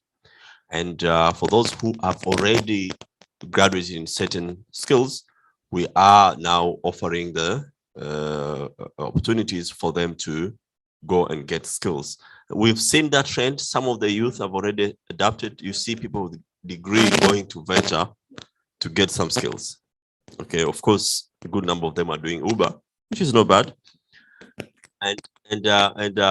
But you can go and do some basics. But what we've also seen is some of the graduates to go and create a business idea and hire others to do. So for example, you go, I know a friend who have graduated as an accountant, but as a fashion design small company where she designed clothes and hire people to stitch, and she sells. So we see these ideas going around now.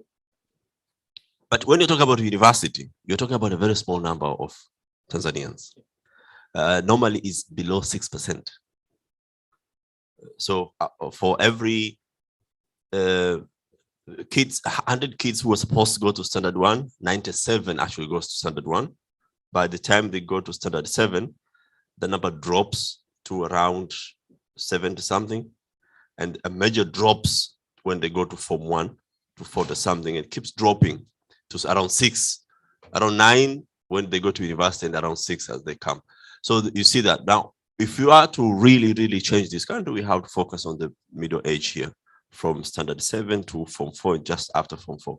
So this is where we are going to put a lot of push, because these are the people. For example, if you go on engineering, these are the technicians. They're not the actual engineers, they're technicians.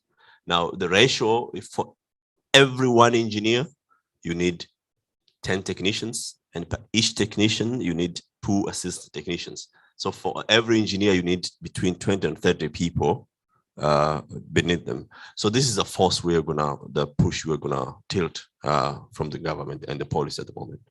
Yeah, perfect. I think that's actually now leads to the next question. I think this is a question that keeps on coming up. It's kind of seasonal about the educational reform. Now there is a heated debate going on about whether myself, I will actually call it education reboot because I'm not quite sure whether reform is enough to actually make it what we want. So what you're thinking about, I'm quite sure that it's something that you're already talking about in the ministry already. How far can the reform go, the rebooting go? Yes. Let me take you a little bit back. You see, you can reflect yourself. Most of the people I've seen successful in life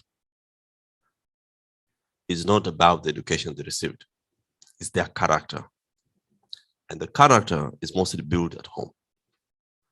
So I've seen people really putting a lot of blame in the education system.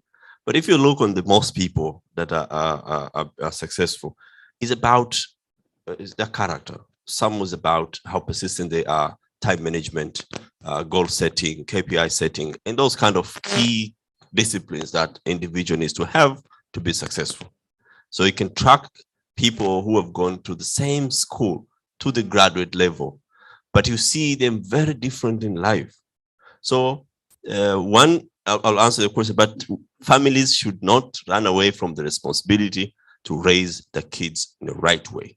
That is very important.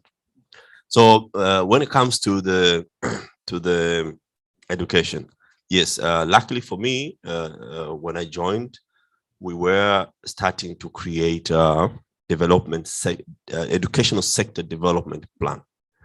You know, is a sectorial plan that look into the sector and create a new plan.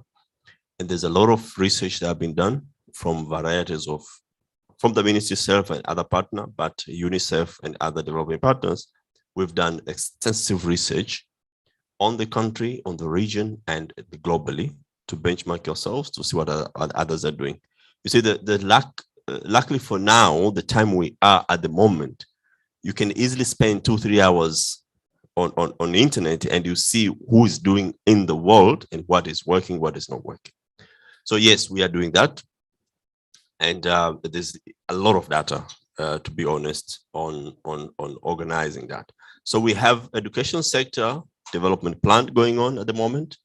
And we have the Ministry of Education, Science and Technology strategic plan, the next 5 years plan also going on. We also have a TVET strategic plan. This is also 5 years plan. Now they're all being recooked. So the idea is to really produce graduates that go and, number one, they can stand on their own feet. Number two, they can contribute to the economy. Number three, they can employ others. And four, taxes. They need to pay taxes. Perfect. Thank you very much, Prof. I agree with you on this one, but I still believe that I think there is still an appetite to actually people to get to know exactly how far the reforms can go. I will maybe link that to the policy issue. I have been in the educational system before, and especially when it comes to the university level, people do blame the slow update of curriculum. So if you go to the university, individual university, they blame TCU, that they're also very slow in actually coming up with the modern curriculum. I don't know whether there's a plan actually to do something about that. Yeah. Yes. Now, thanks for putting it out. Now, the way it is set up, the pre-primary school, the primary school and secondary school, the curriculums have been coordinated, dished out, and exams set by the government, by the ministry. When it comes to higher learning education, each institution creates its own curriculum and its own exam. That's where the problem starts. So a couple of things have been done. Number one, we are readjusting here on this area, but also we are transforming into competence-based curriculums. For most of higher learning institutions are already in competence-based, especially for universities, but medical universities were already into the competence-based. You cannot train a doctor without being competence-based. So the rest, we are transforming slowly. From competence-based point of view, from primary school and secondary school is already starting. Now, when you say competence-based, just a quick one on this, is a training program that focuses on creating skills, and that is accomplished by creating a certain set of tasks from simple to complex, and assessment is done based on completion of the task and how well the task is completed. So if the training is tailored around that, expectation is that people come out with enough skills to go actually do something good. Now, about whether the curriculums are adaptive and dynamic enough, the regulation requires institutions to change this after every 5 years. You are allowed to change after every year, you can change 20% of the curriculum. So if you do that, which means every year after academic cycle, that is after second semester, the institution is supposed to sit and reflect what works, what doesn't work, what could be changed. I'll give you an example. In England, for example, the ICT curriculums for secondary schools, because of the speed of change of the industry, the government got to a point where they could not keep up with the changes. So they say, look, teachers, you just teach what you think is right. Because the curriculum takes a year or two to complete, and by that time is obsolete. Yeah. So it became to a point where teachers were allowed to just teach what they think is right. So I agree with you for where we are at the moment. Of course, for discipline like engineering or accountants, for example, the balance sheet, the cash flow, you know, the southern to the states. But there are areas like ICT. I mean, it's crazy. I mean, if you don't subscribe to certain forums and follow the conversation, just a month can be a lot for you to be completely forgotten. Yeah. So you realize some sectors changes fast. But this is an area that we're going to put the foot down to make sure that university change fast and they produce graduates that are relevant. Yeah. Which means now we are not going to accept the excuse that TCU is not allowing us, so they have 20% room to basically change. So thank you very much for that. Now, linking that to the technology integration within education system, because I know that's your pet subject, and I'm glad that Dr. Jimmy is here, so he's going to touch on that because it depends on the infrastructure and connectivity and all that. So what's the current plan about that as far as the Ministry of Education and Technology is concerned? Thanks. You mentioned about tablets. This is something I truly believe. One of my research is about digital divide. I did quite research on that. So basically, when you talk about digital divide, is a gap between those who have access to information and those who do not. And this can be measured based compare country to country or gender, or let's, for example, people who stays in Vigwaza or Buza and those stay in Masaki. So you can see from any perspective you want to see. But the issues important about digital divide is about, apart from policies and habit on culture, it comes we call technical ability. This is three things. One, the gadgets or the technology that can connect you, and two, the connectivity, and three, your technical skills to navigate that tool. Now, you can do a lot. Now, for example, the country now, the connectivity is fair. It's fairly okay. I mean, the connectivity is fine. But the two common, the gadget, the digital part. So my thinking when I was in Arusha is that the digital devices is not a luxury thing. So we did some numbers. Then we say, like, you know, we can give each student a free tablet when they come to college. How much is it going to cost anyway? So we did the numbers. We thought it's economically viable. And we started that. And unfortunately, I'm gone. But they're keeping that plan. So we will try to push this across the board. But my thinking by then was at the college level. So I thought at college level is doable. It's quite doable. But now I'm responsible for the whole 360. So my thinking now has moved to teachers. Yeah. So my focus now is going to be, I believe in this, before Christmas, this calendar year, we will be able to do something at least for teachers. You know, one of the biggest problem we have in academic sector is that we have to reach out for our teachers. One, to show that we care and give them love and expect they'll reciprocate that love to the kids. That's very important. But two, to make them up to speed, sharp, trained, and empowered. How do you do this to 250,000 teachers? That's a question. Yeah, that's a lot of teachers. That's a lot of teachers. So we thought not only through digital intervention, we can be able to reach them and keep in touch with them. So the idea of tablets is still there. At least now I've moved from my students to now my teachers. Yeah. So we believe when we do that, we will be able to, number one, keep teachers sharp and at least use them to influence the sector.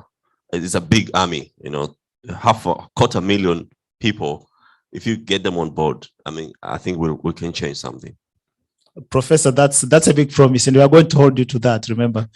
All right, so the actors in EdTech sector, Kina Henry, JP, Jamie, there's the promise that teachers are going to get the laptops and then can move to all the students. Yeah, how are you doing on time? Because we can't keep on talking with Professor, we cannot finish, right? Anyway, maybe just one last question, and this is going to probably come to you, but also later on to Dr. Jim when he's giving us his keynote about the policy, especially within the digital environment. Because right now we are talking about digital transformation, education, and youth jobs. And if you have heard the panelists, there are quite a number of issues that people keep on coming up. And of course, the appetite within the policy framework, even there, I think we talk about the digital literacy, and we would like to see also our policymakers being digitally literate. So how can we go about that as well? Because I think that's actually one of the key issues that we're talking about right now. Oh yeah, I'm trying to you know, it's difficult to look at it because you're not one of them. No, I'm to me, if you take my gadgets, my digital gadgets away from me, that means like life cannot move. You know, I literally feel. I think this Elon Musk raised this argument that we are already cyborgs because the gadgets have been already part of us. If you forget your phone at home, you literally, physically, emotionally feel incomplete. Yeah. And that affects you, and therefore that gadget is part of you from that point of view. Of course, he argued some complicated stuff, but that is like a basic of it. So it's difficult for me to look at it from that, but I see the point for the policymakers, for them to be digital. But what the government have done so far is really trying to send services on digital space, so it kind of forces you to be there to get that. For example, now government payments are all online. But I think it is going to be, it's a journey that we have to work together, try to make them see, make them understand. You see, at IIA, I was pushing social media. So I would do something good, I would put it on Instagram and people would write questions and answer them and stuff. But when I sit my management, when I bring the conversation about what transpired on social media, only one or two would engage on the conversation. You see, and this is something that is about the college, is about them. So I think there's a journey there. So you can push for services for but there is a habitual thing. When you go to literature about digital divide, you will find these things popping up about cultural and habits, cultural tradition habits that also affect and contribute into digital divide. So if the information is available in social media and you're not there because of any reason, automatically you have been cut off from that information, and therefore that is a gap. So it qualifies to be called a digital divide, but not because you do not have the gadget. You have the gadget, it's connected, it has a bundle and everything. But because of the habits and culture, you are not there, and therefore you've been cut off. So there is an angle as well that we can look into. Okay, Kels want to kill me for her time. So thank you very much, Prof. I think we are going to get more of your time going forward. Asanteni sana. So thank you. Asanteni sana. Thank you very much. Karibuni Dodoma Mtumba. I've seen some faces, we've already interacted, and please, anytime you have one of these, please feel free to invite me. I would really love to be involved because it allows me to get a different perspective that will influence my thinking, and therefore hopefully the policies that we're going to make will be better. Thank you very much. We have your number. You can count on that. Joseph sit right there. Professor, asante sana. Tumejifunza mengi. There are a lot of questions, and I can imagine there's quite a bit of feedback. So right before we go into listening to receiving our keynote speech from our chief guest today, I'd like permission to invite 2 or 3 comments or questions, very short, brief, very short, 1 sentence comments. You let us know who you are, where you come from, in terms of what you do, and we go straight into your comment. Watu watatu tafadhali. May I see the hands? I will take one right here. I'll have to take one there. I'll have to take one and one back there.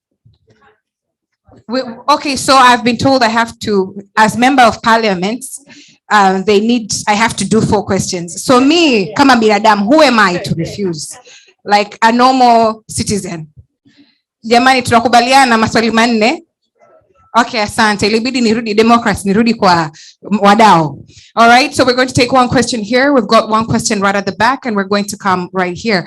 Would you like all questions or comments together or one by one? One by one. So maybe let's do, could I suggest 2 by 2 because of time? Again, please be as brief as possible. I'm going to struggle with that. Do I need to stand up or I can sit down? I'll try and keep it very brief. My name is Henry Kulaya. I'm an education consultant, but I've also been involved with skills development from the Launchpad perspective. I think mine is not a question. It's just really 2 things, but I'll combine them into one.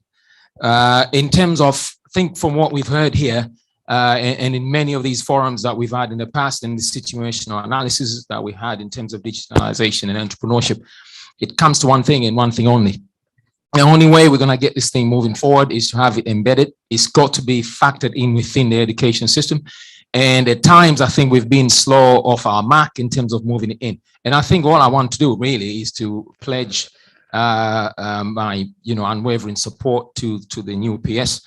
We met in Morogoro when we did, I think it was a couple of weeks ago with the boost and the whole pre-primary, and I was sharing with him the ESSA. I was part of the education situational analysis that we did, and I'm working on the ESDP, which is already mentioned. And I just want to say to my brother, Amani Sedo, I think you told me to call you Amani Sedo and not Professor. So I would like to say this is where it's at. I think these young people, and I'm sure we're going to be in Tanga next week at some point looking at the first draft of the ESDP. It's ready to go. And the key thing is, until we get this right down to the root of the issue and move away from the silos and move away from the plastering of the issue and get really, really serious with the demographic dividend of 80% of these young people who are coming up, we've got a time bomb ticking. And the voices that are coming from this room today, and indeed the organizers are getting it right, because these have to be factored in terms of the ministerial approach towards this, and we'll get there. And we've got to remember the divide is massive. When you read the essay, it's massive. You've got 80% of Kigoma schools which are not connected in the electricity grid at all. It's only 88% in Dar es Salaam. So these discrepancies have to be addressed, and only then can we move in a digital fashion and make sure we're not leaving anyone behind. So I'm going to stop there because I'm conscious of the time and I don't want to take too much time, but I would like everyone around this room to rally behind this man, because it is through education that we're going to get this right. We've got 400, Zahoro, my brother was telling me, we've got 400 registered startups, but there's millions of them. The informal sector is everywhere. Everywhere you go, someone is doing something, but we need to embed this. And I think if we rally behind the education and put this thing in, it will work, because in due time we'll have everyone reached. So I'll stop there, and I'll thank you for, and I apologize, my sister, for speaking too long, but there's so much information and involvement. I felt I should share that. You've got our support, and we're going to get this right. 2026, we'll stand here, God willing, and we would have shifted massively because of that ESDP, because it's reaching right within there. Okay, thank you. I'll stop there. Thank you very much. A massive round of applause. So that's also a commitment and a challenge. Well done. Good evening, everyone. My name is Newstar Tinishemo. I'm digital journalist from Media Convergence.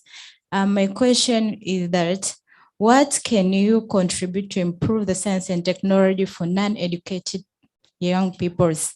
Because you only talk about teachers and educated in universities. What about a non-educated people?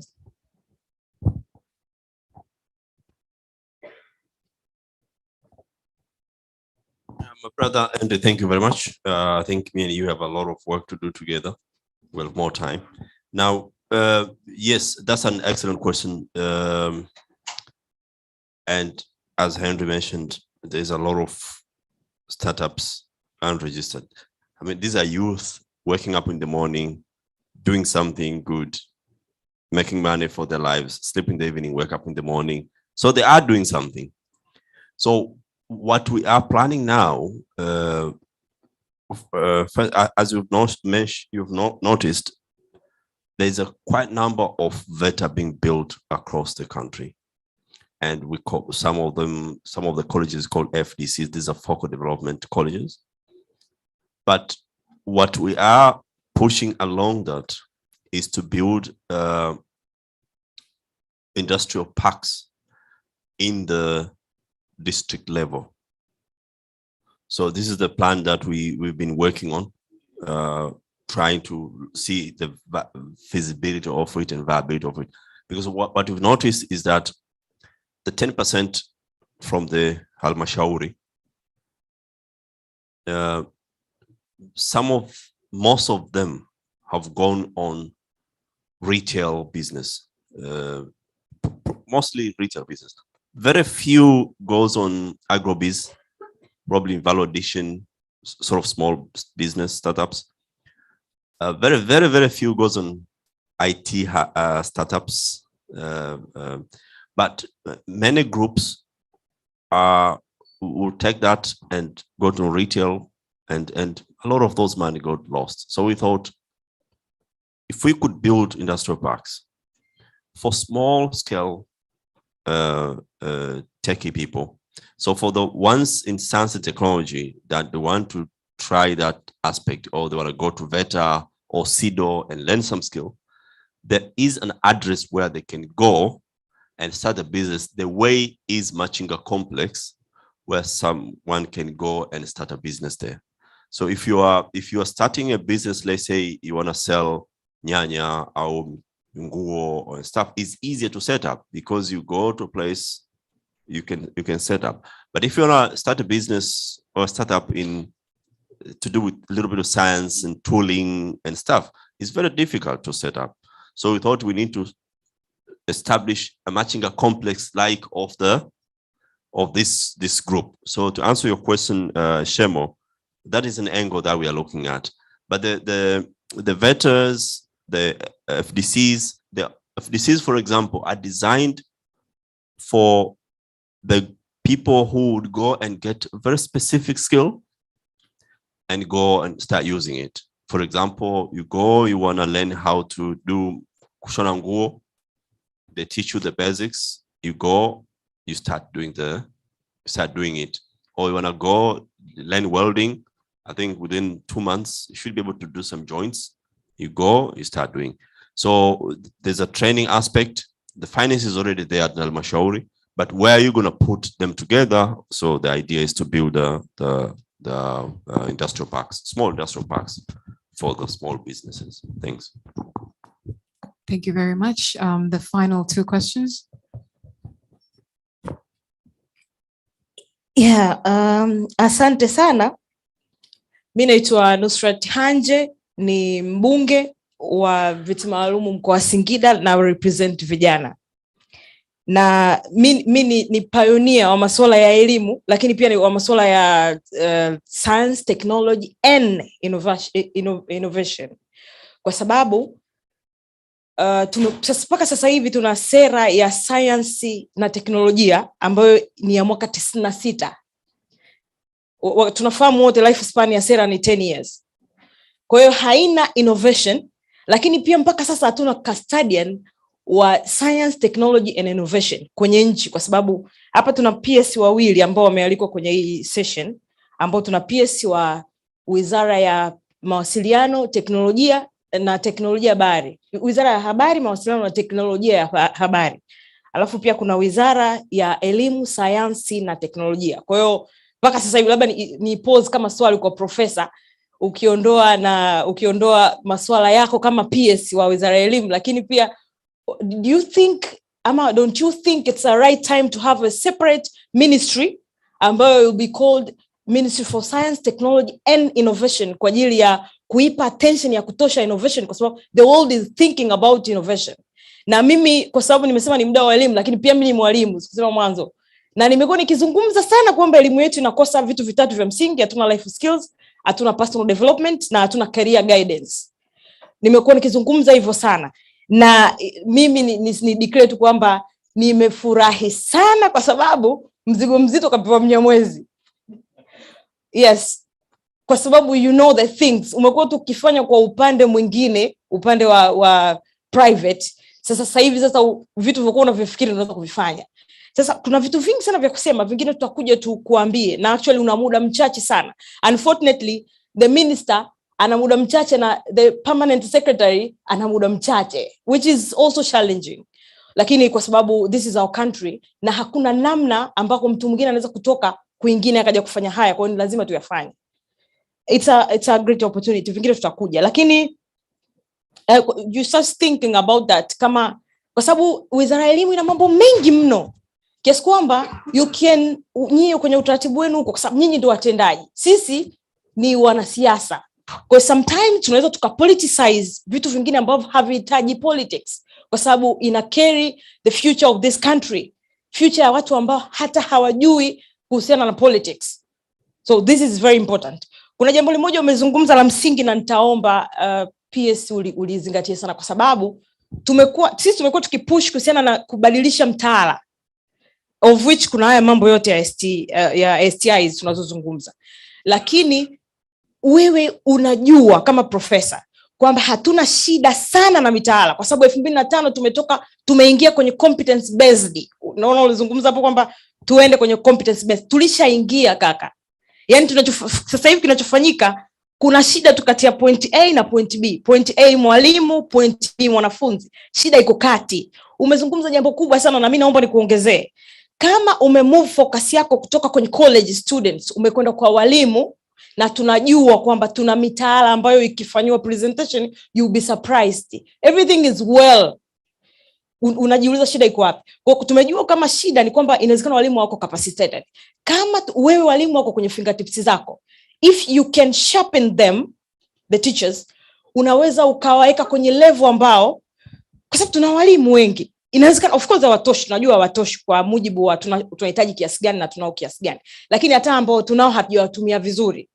Lakini hizo soft skills na hizo innovation tunazozungumza, kama walimu wanaweza wakapewa wakafanywa vizuri, wale watatusaidia kwenda huko tunakoenda. Lakini niwapongeze sana panelists, wamefanya kitu kikubwa sana, mmefanya vizuri sana, na sisi tutaendelea kupush ili tupate sera ya science na teknolojia ambayo ina 20 years old huko, imeshapitwa na wakati. Lakini pia hatuna custodian kama tulivyozungumza wa masuala ya science na teknolojia. Lakini pia Mheshimiwa Rais ambaye tunaye sasa hivi tayari ameshaonesha, kwa sababu anafahamu kuhusu artificial intelligence na the fourth industrial revolution. Anajua that's a huge step, kwamba tuna rais ambaye anajua kwamba our jobs will be taken. Na ndio maana this is a key kwenye innovation kwenye taifa, kwa sababu machines can replace everything, lakini creativity na innovation cannot be replaced. Kwa hiyo if one thing a world and a country should discuss is innovation, kwa sababu that is nothing, you cannot replace that. Kwa hiyo hicho ni kitu mmefanya kikubwa, Na mimi kicho kingine sikusema, kwenye parliament tuna caucus ambayo inaitwa parliamentary caucus for science, technology and innovation, ambayo mimi ni secretary.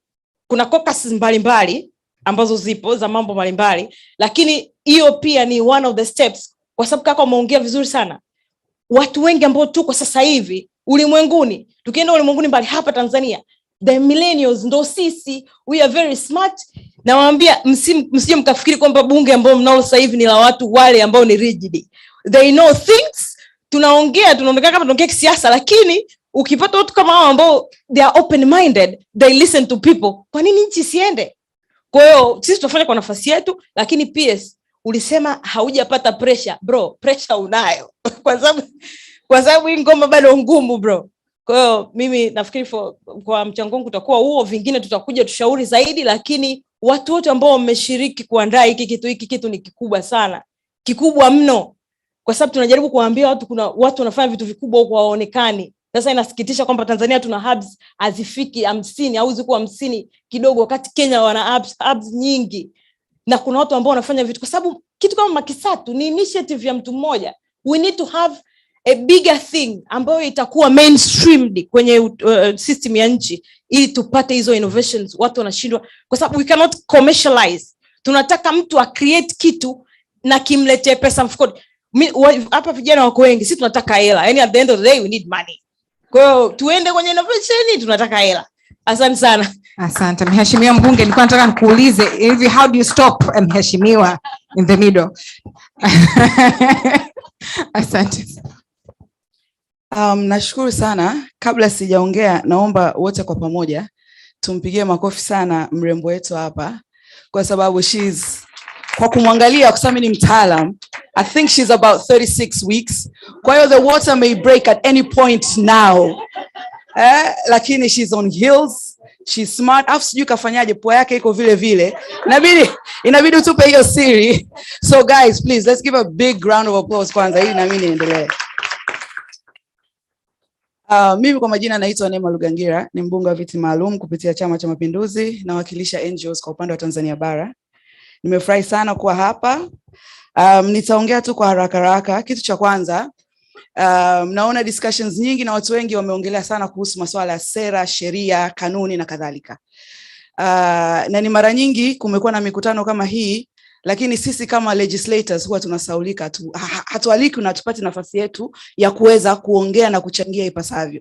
Lakini kila anayesimama anachangia sera, sheria na kadhalika. Kwa hiyo mimi nitoe rai kwamba tunapokuwa tunaandaa vitu kama hivi, serikali kuwepo ni vizuri, lakini serikali ni upande mmoja. Mwisho wa siku tunahitaji pia na legislators, kwa sababu hizi sheria, kanuni sisi ndio ambao tunakwenda kuzitunga kule bungeni. Kwa hiyo ilikuwa ni hilo la kwanza. Jambo la pili, kuna watu wameongelea kwamba sekta hii ni sekta ngeni, kwa hiyo inahitaji some sort of preference. Lakini mimi naamini na nataka niwa challenge kwamba ikiwa offline businesses zinakuwa taxed, kwa nini online business isiwe taxed? Kwa sababu kwenye offline businesses hata TRA wameweka mfumo kwamba utaanza kulipia kodi ukifikia threshold ya mauzo kiasi fulani. Sasa why should it be different for online businesses? Kwa hiyo tunapokuwa tunaongea masuala haya ya kidijitali, nadhani ni vizuri tutambue kwamba sekta hii haiko kwenye silo, lazima iendane kadiri ambavyo na sekta zingine pia zinakwenda. Na pia kuna kitu cha unfair competition ambayo sekta hii pia inaleta. Kwa mfano, mimi naweza nikawa na rafiki celebrity, akapiga picha na bidhaa yangu akapost kwenye mtandao. That's advertisement. Lakini yule mtu halipia advertisement. Anasema ni rafiki yangu kanisaidia. Mtu mwenye offline business analipia advertisement. Kwa hiyo ni vitu ambavyo nadhani tunapokuwa na hii mijadala tuwe wa kweli, tusijiangalie sisi peke yetu, kwa sababu digital sector lazima iwe treated kama agriculture sector, livestock sector na sector zingine. Jambo la tatu, wengi tunaongelea digital divide, lakini to be honest, Tanzania tuna digital divide ndani ya digital divide. Huwezi ukacompare urban connectivity versus rural connectivity, na hata rural huwezi ukacompare rural connectivity versus peripheral regions. Mimi natoka mkoa wa Kagera. Capital yetu ni pale Bukoba mjini. Pale Bukoba mjini kuna yani uko pale mjini, kuna kata ukiingia hivi hata 2G network upati. Yani upati mtandao kabisa. Kwa hiyo mimi wa Bukoba nikisikia mtu wa Dar es Salaam anaongea digital divide haelewi. Yani inafaa mje pia kule. Kwa hiyo mimi challenge nyingine, I would like to see these discussions coming out of Dar es Salaam. I think it's great, but you know, everything is happening in Dar es Salaam. It's time discussion hizi ziende mikoani, kwa sababu kule ndiko ambapo tunakwenda ku unlock opportunities. Nikichukulia mkoa wa Kagera tunapakana na nchi 3, Rwanda, Kenya, Burundi. That's a huge opportunity, regional trade na kadhalika. Lakini kama kila siku mtakuwa mnajadili Dar es Salaam, je, nikimuuliza ni ajiri, ana vijana wangapi kutoka Kagera? Nikimuuliza TSA ana startups ngapi kutoka Kagera? Hizo startups zitaingiaje TSA? Hizo startups zitaingiaje ni ajiri? Hizo startups zitamjuaje dada kutoka Milcom ama Tigo? Data watajuaje? If everything is being discussed in Dar es Salaam, I think it's about time. Na pia kule ndio kuna watu. Yes, Dar es Salaam ndio mkoa unaongoza kwa watu wengi. Kagera ni mkoa wa 3. Kwa hiyo hata kwa hawa wadau Voda, Tigo, etc. ukiongelea new market base, that's a new market base right there. Lakini why are we still stuck kwenye haya maeneo mengine? Cha nne kwa haraka, hakuna mtu ameongelea online safety space. Mtasema kila mtu awe online, but the online space is horrific, it's very abusive. Mnafanya nini kuhakikisha kwamba the online space is safe? Vijana wengi wa kike kwa online wanapitia changamoto nyingi. Hata na sisi wenyewe wabunge wanawake kwa online tunapitia changamoto nyingi. Je, sera zetu za ICT zinasemaje na kadhalika? Kwa kumalizia, yote hapa tumeongelea digital skills, kila kitu nini, lakini at the end of the day we need to do school connectivity. Kama shule zetu haziko connected, wanafunzi kuanzia wakiwa kwenye rika ya chini wako connected, all of this will be for nothing. Kwa hiyo lazima tuangalie how are we connecting schools. But to connect schools, kuna vitu kama infrastructure lazima tuviangalie. Hakuna mtu hapa ameongelea access to electricity. Kwa sisi mikoa mingine access to electricity is critical. Ile skills tu peke yake, unaweza ukaona kila kitu lakini hakuna umeme, then what? Kwa hiyo nadhani ili tufanye hizo discussions, ni muhimu hizi discussions zitoke Dar es Salaam, kwa sababu watu Dar es Salaam hivi vitu vingi kwao ni basic.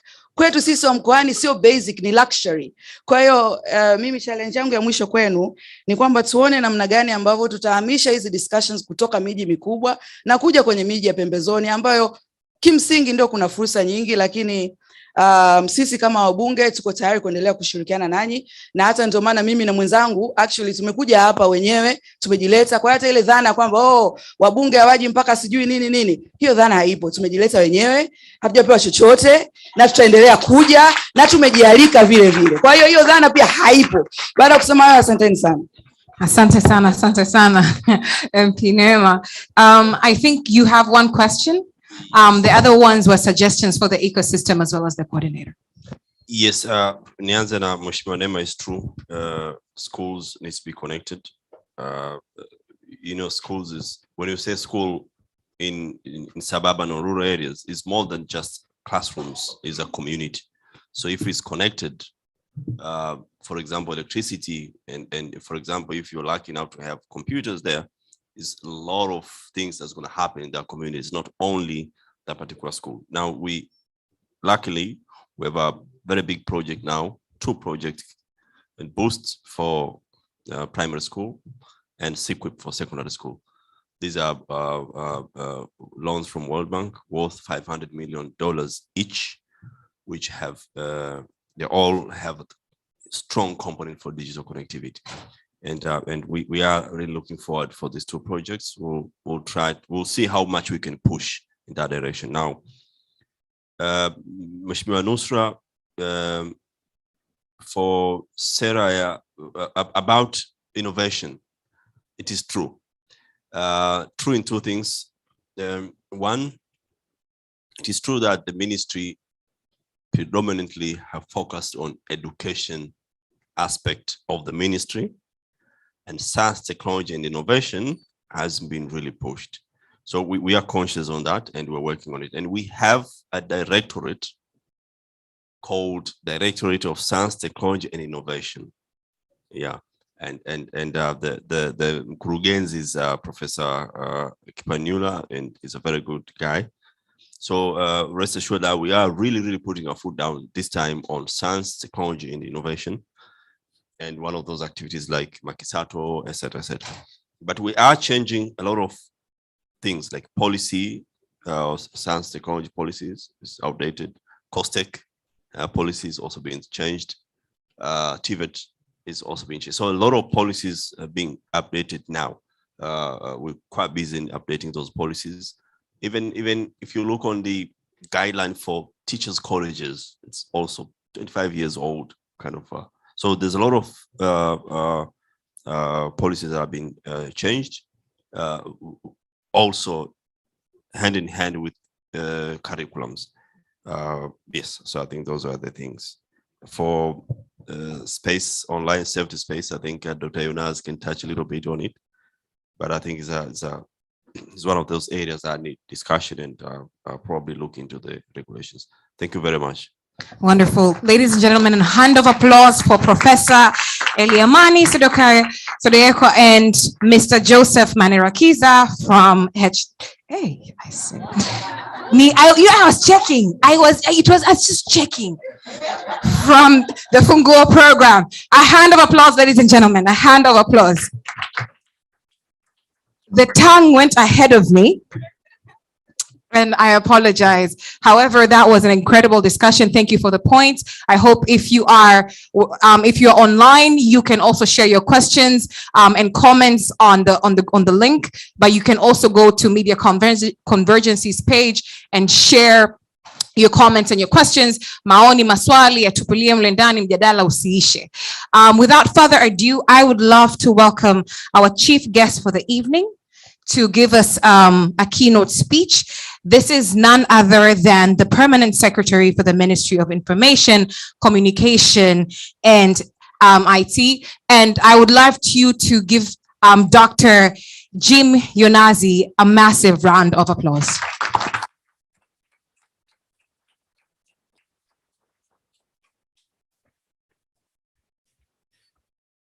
Now you have really challenged me. Should I read or just speak? In moments like these are the times that you get back to class and get examined. But I'll try my level best. Thank you very much. Professor Eliamani Sodeko, the former Secretary of Ministry of Education, Science and Technology. And I'm quite humbled to have honorable members of parliament with us here today. Thank you very much for coming. It's really an honor to have you here. Madam Christine Musisi, thank you very much again for coming. I recognize your presence. Mr. Mlemba Munaku, Director of ICT of my ministry. Dr. Amos Nungu, I don't know where Amos is at the moment. He's right here. My very long time friend, Engineer Samson Mwera, possibly he is somewhere around. The organizers, ladies and gentlemen, nawasalimu kwa jina la Jamhuri ya Muungano wa Tanzania. But before I proceed, I wish to recognize and appreciate the work of two people. Of course, the organizers. Thank you very much for organizing this, Asha. I learned a lesson some years back, but if you really want something to be coordinated well, down to bits, give it to ladies. Therefore, I'd like to appreciate the work of my assistant, Eunice. I don't know where Eunice is. There she is. Eunice, mama too. Yeah, that is my assistant, my colleague in the office. She organizes my office, and I'm quite happy that she's here to hear what the world wants, but also what Tanzania is aspiring to be in the future. I also like to appreciate the presence of my young sister, Joyce. I don't know where she's around. Possibly she's outside, but it's quite important for me to appreciate her because otherwise I have a very difficult time when I go back home. I wish to thank God for giving us this opportunity to meet again.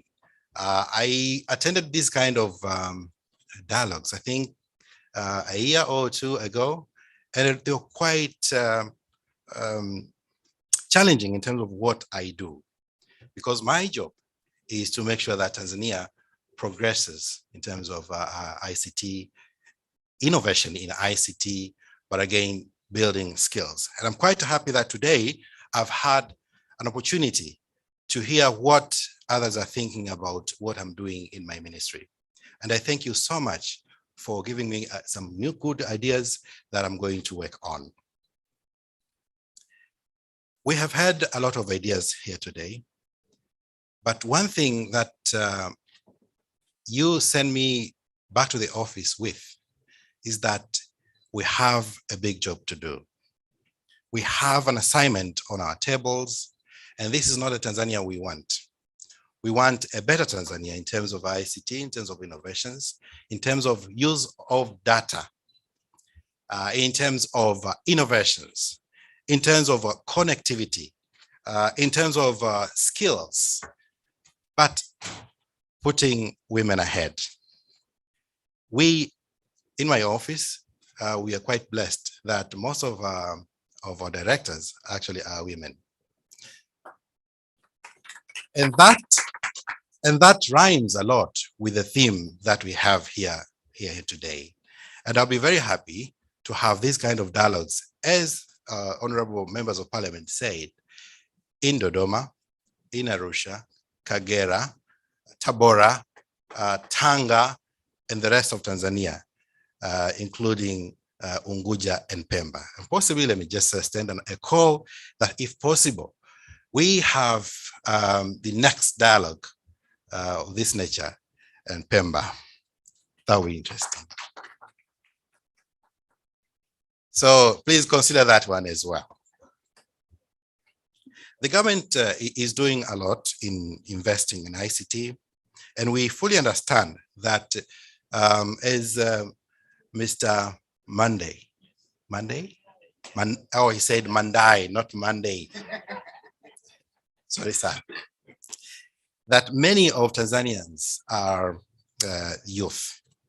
And I wish to challenge youth in this forum, that the most noble duty that you have in your hands today is to challenge yourselves, is to challenge your life,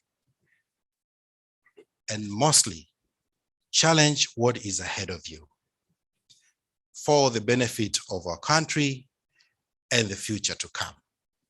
Otherwise, history will come back to us and ask, what were you doing? Digital transformation in Tanzania is taking place, and a lot of investment has been done. Tanzania, including particularly my ministry, has done a lot in terms of policies. We have the ICT policy 2026, but also I thank you very much, Member of Parliament, for highlighting this about security, cybersecurity. We have the cybersecurity strategy, which is being implemented.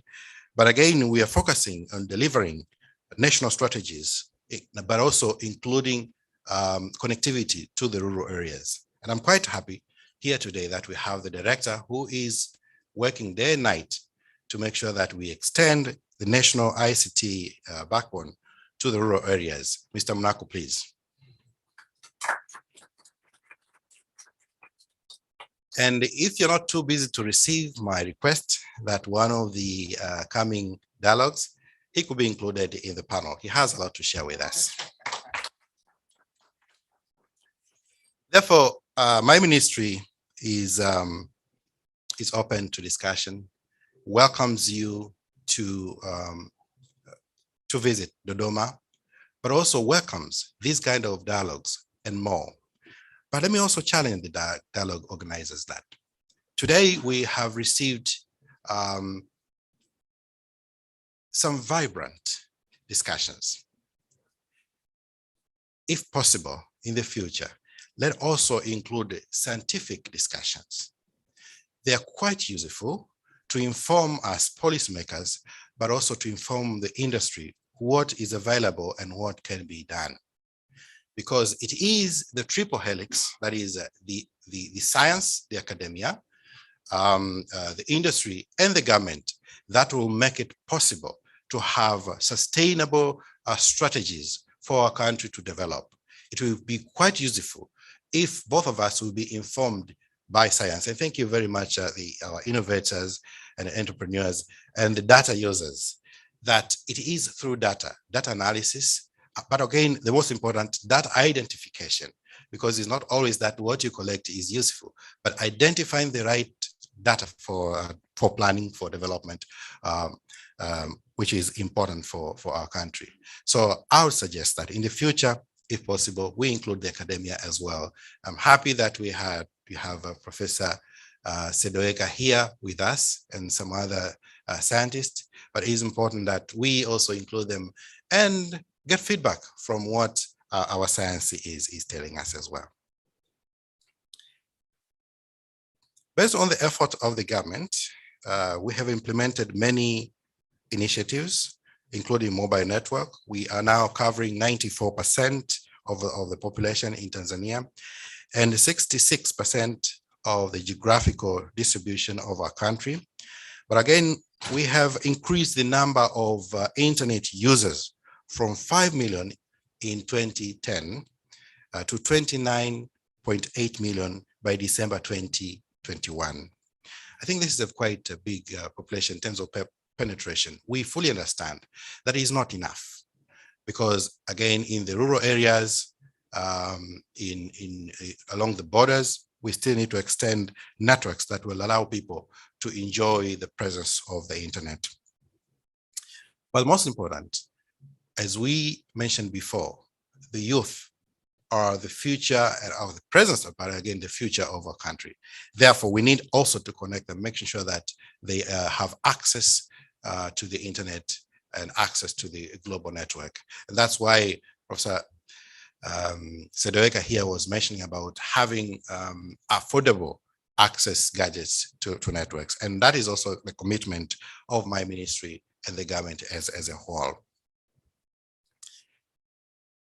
While we access technology, we understand that there are a lot of things that are happening in the world. The fourth industrial revolution is here already. We are all aware that in some places you may not have the actual human doing what we are supposed to be doing. You all understand that sometimes nowadays, when you call some offices, you have a machine responding to you. We understand or possibly remember the new world citizen, Sophia. And I'm not sure who is next. Possibly we'll have another gym somewhere. Who knows? But that's the way. That's where we are going. That many of our works will be automated. Our duties will be automated. And I'm quite happy that you mentioned, Honorable Member of Parliament, that innovation is very difficult to automate. Why? It is because of the learning ability of this animal called human being and the desire for change each and every time. That is why it's difficult for us to automate innovation. But then for us to arrive at that moment, we need to build relevant skills, adequate environment in terms of legal framework. Thank you very much for those who mentioned about this. And as you know, the government, this is a Serikali Sikivu, and you could possibly agree with me. And thank you very much for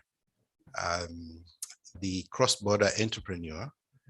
He mentioned that when you bring an idea to the government really looks at it.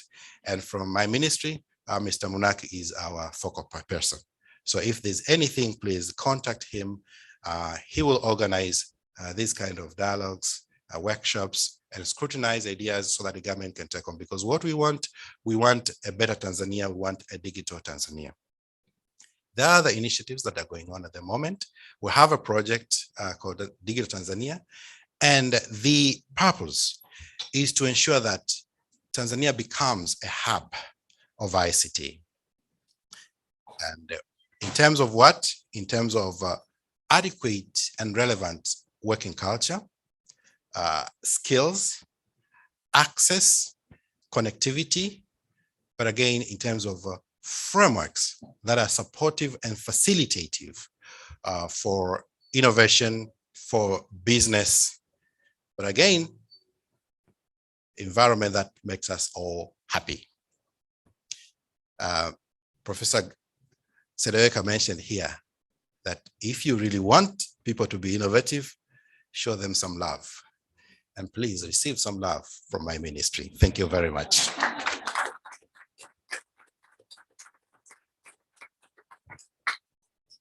Thank you very much, Dr. Jim Yunazi.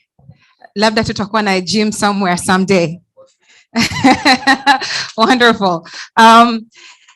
Mabibi na mabwana, thank you so much for being attentive. Thank you so much for being engaged. To round us off tonight is somebody who I personally, and I'm sure several of you admire greatly. She is what I call a silent killer behind the curtains, but she is somebody who's doing a lot in this space as well. Tumeanza na tumezungumzia inclusion kwa sana sana.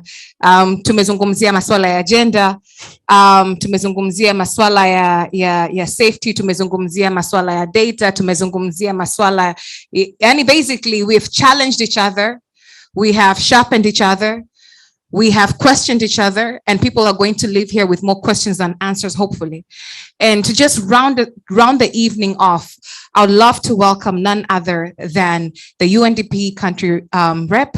This is resident country rep. This is none other than Christine Musisi, who will wrap everything together and send us off to do the good work of the ecosystem. Karibu sana.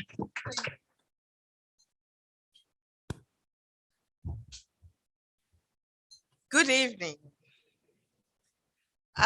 Dr. James Yonazi, Permanent Secretary for Information Communication and Information Technology, and our chief guest of tonight, Professor Eliamani Sedoyeka, Permanent Secretary, Ministry of Education, Science and Technology, Dr. Amos Nungu, and all protocols observed. I want to also recognize my sister Nema from Parliament and her colleague. It's really lovely to have you here. I learned something new this week, some sign language. I don't know if any of you can guess what it is. It starts with this, like that, like that. No? Okay. Let's try again. Niwasalim kwa jina la Jamhuri, okay, ya Muungano la Tanzania. Kazi endelee. Yes, I learned that this week, and as we engage with especially people with disabilities, I think we need to start learning new things. But my task is simple tonight. I have been asked to give a vote of thanks, and I think that's all I would try to do because everybody's tired, we need to go home. But I would like to thank our seniors who have come here to really guide us through this very important dialogue. I would like to congratulate the organizers, Media Convergence. You're doing a fantastic job. And we have been debating amongst ourselves here where next we are going to do this as UNDP. Joseph and Emmanuel, don't kill me, but as UNDP, we would like very much to do this also in the region, at least one region, 2 regions this year. So I think we need to continue this dialogue beyond Dar es Salaam. I would like to also thank our partner, COSTECH, with whom we are working together, especially in supporting the innovation ecosystem. We're really privileged that we have 2 ministries here, giants in the country that have paid good attention to this dialogue. We should not take it lightly. We appreciate very much Professor Sedoyeka and also Dr. Jim. Thank you very much. I don't want to prolong an already, long night, but I want to mention that as the Funguo UNDP, we are working with our partners, the UK Aid, we have Jamie here, and also European Union. Janet was here also earlier today, who have really come together with us, with COSTECH, with the Ministry of Education, with the Ministry of Industry and Trade, and investment, to see how we bring solutions to strengthen the innovation ecosystem. We are learning a lot as we go along, but we are very committed. We have the main objectives of the Funguo here, trying to close the financing gap, strengthening innovation capacity, and also strengthening the enabling environment, which really we are committed to do together. Now, as we move forward from this event, what I've learned and what I would like us to really note and take home with us, one, is that while youth, that is young men and women, are the majority of the population in Tanzania, even in Africa, the senior generation is the one that holds the purse and the decision-making power.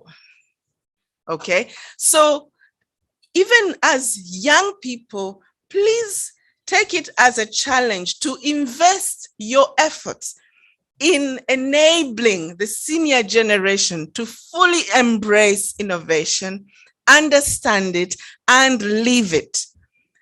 Even Mama Lishe needs this. So we are banking on you to help us find those solutions to ensure that we are all on the same page. Because when you are when you're bubbling, but there's a ceiling, you might actually burst. So we need to find an outlet based on mutual understanding.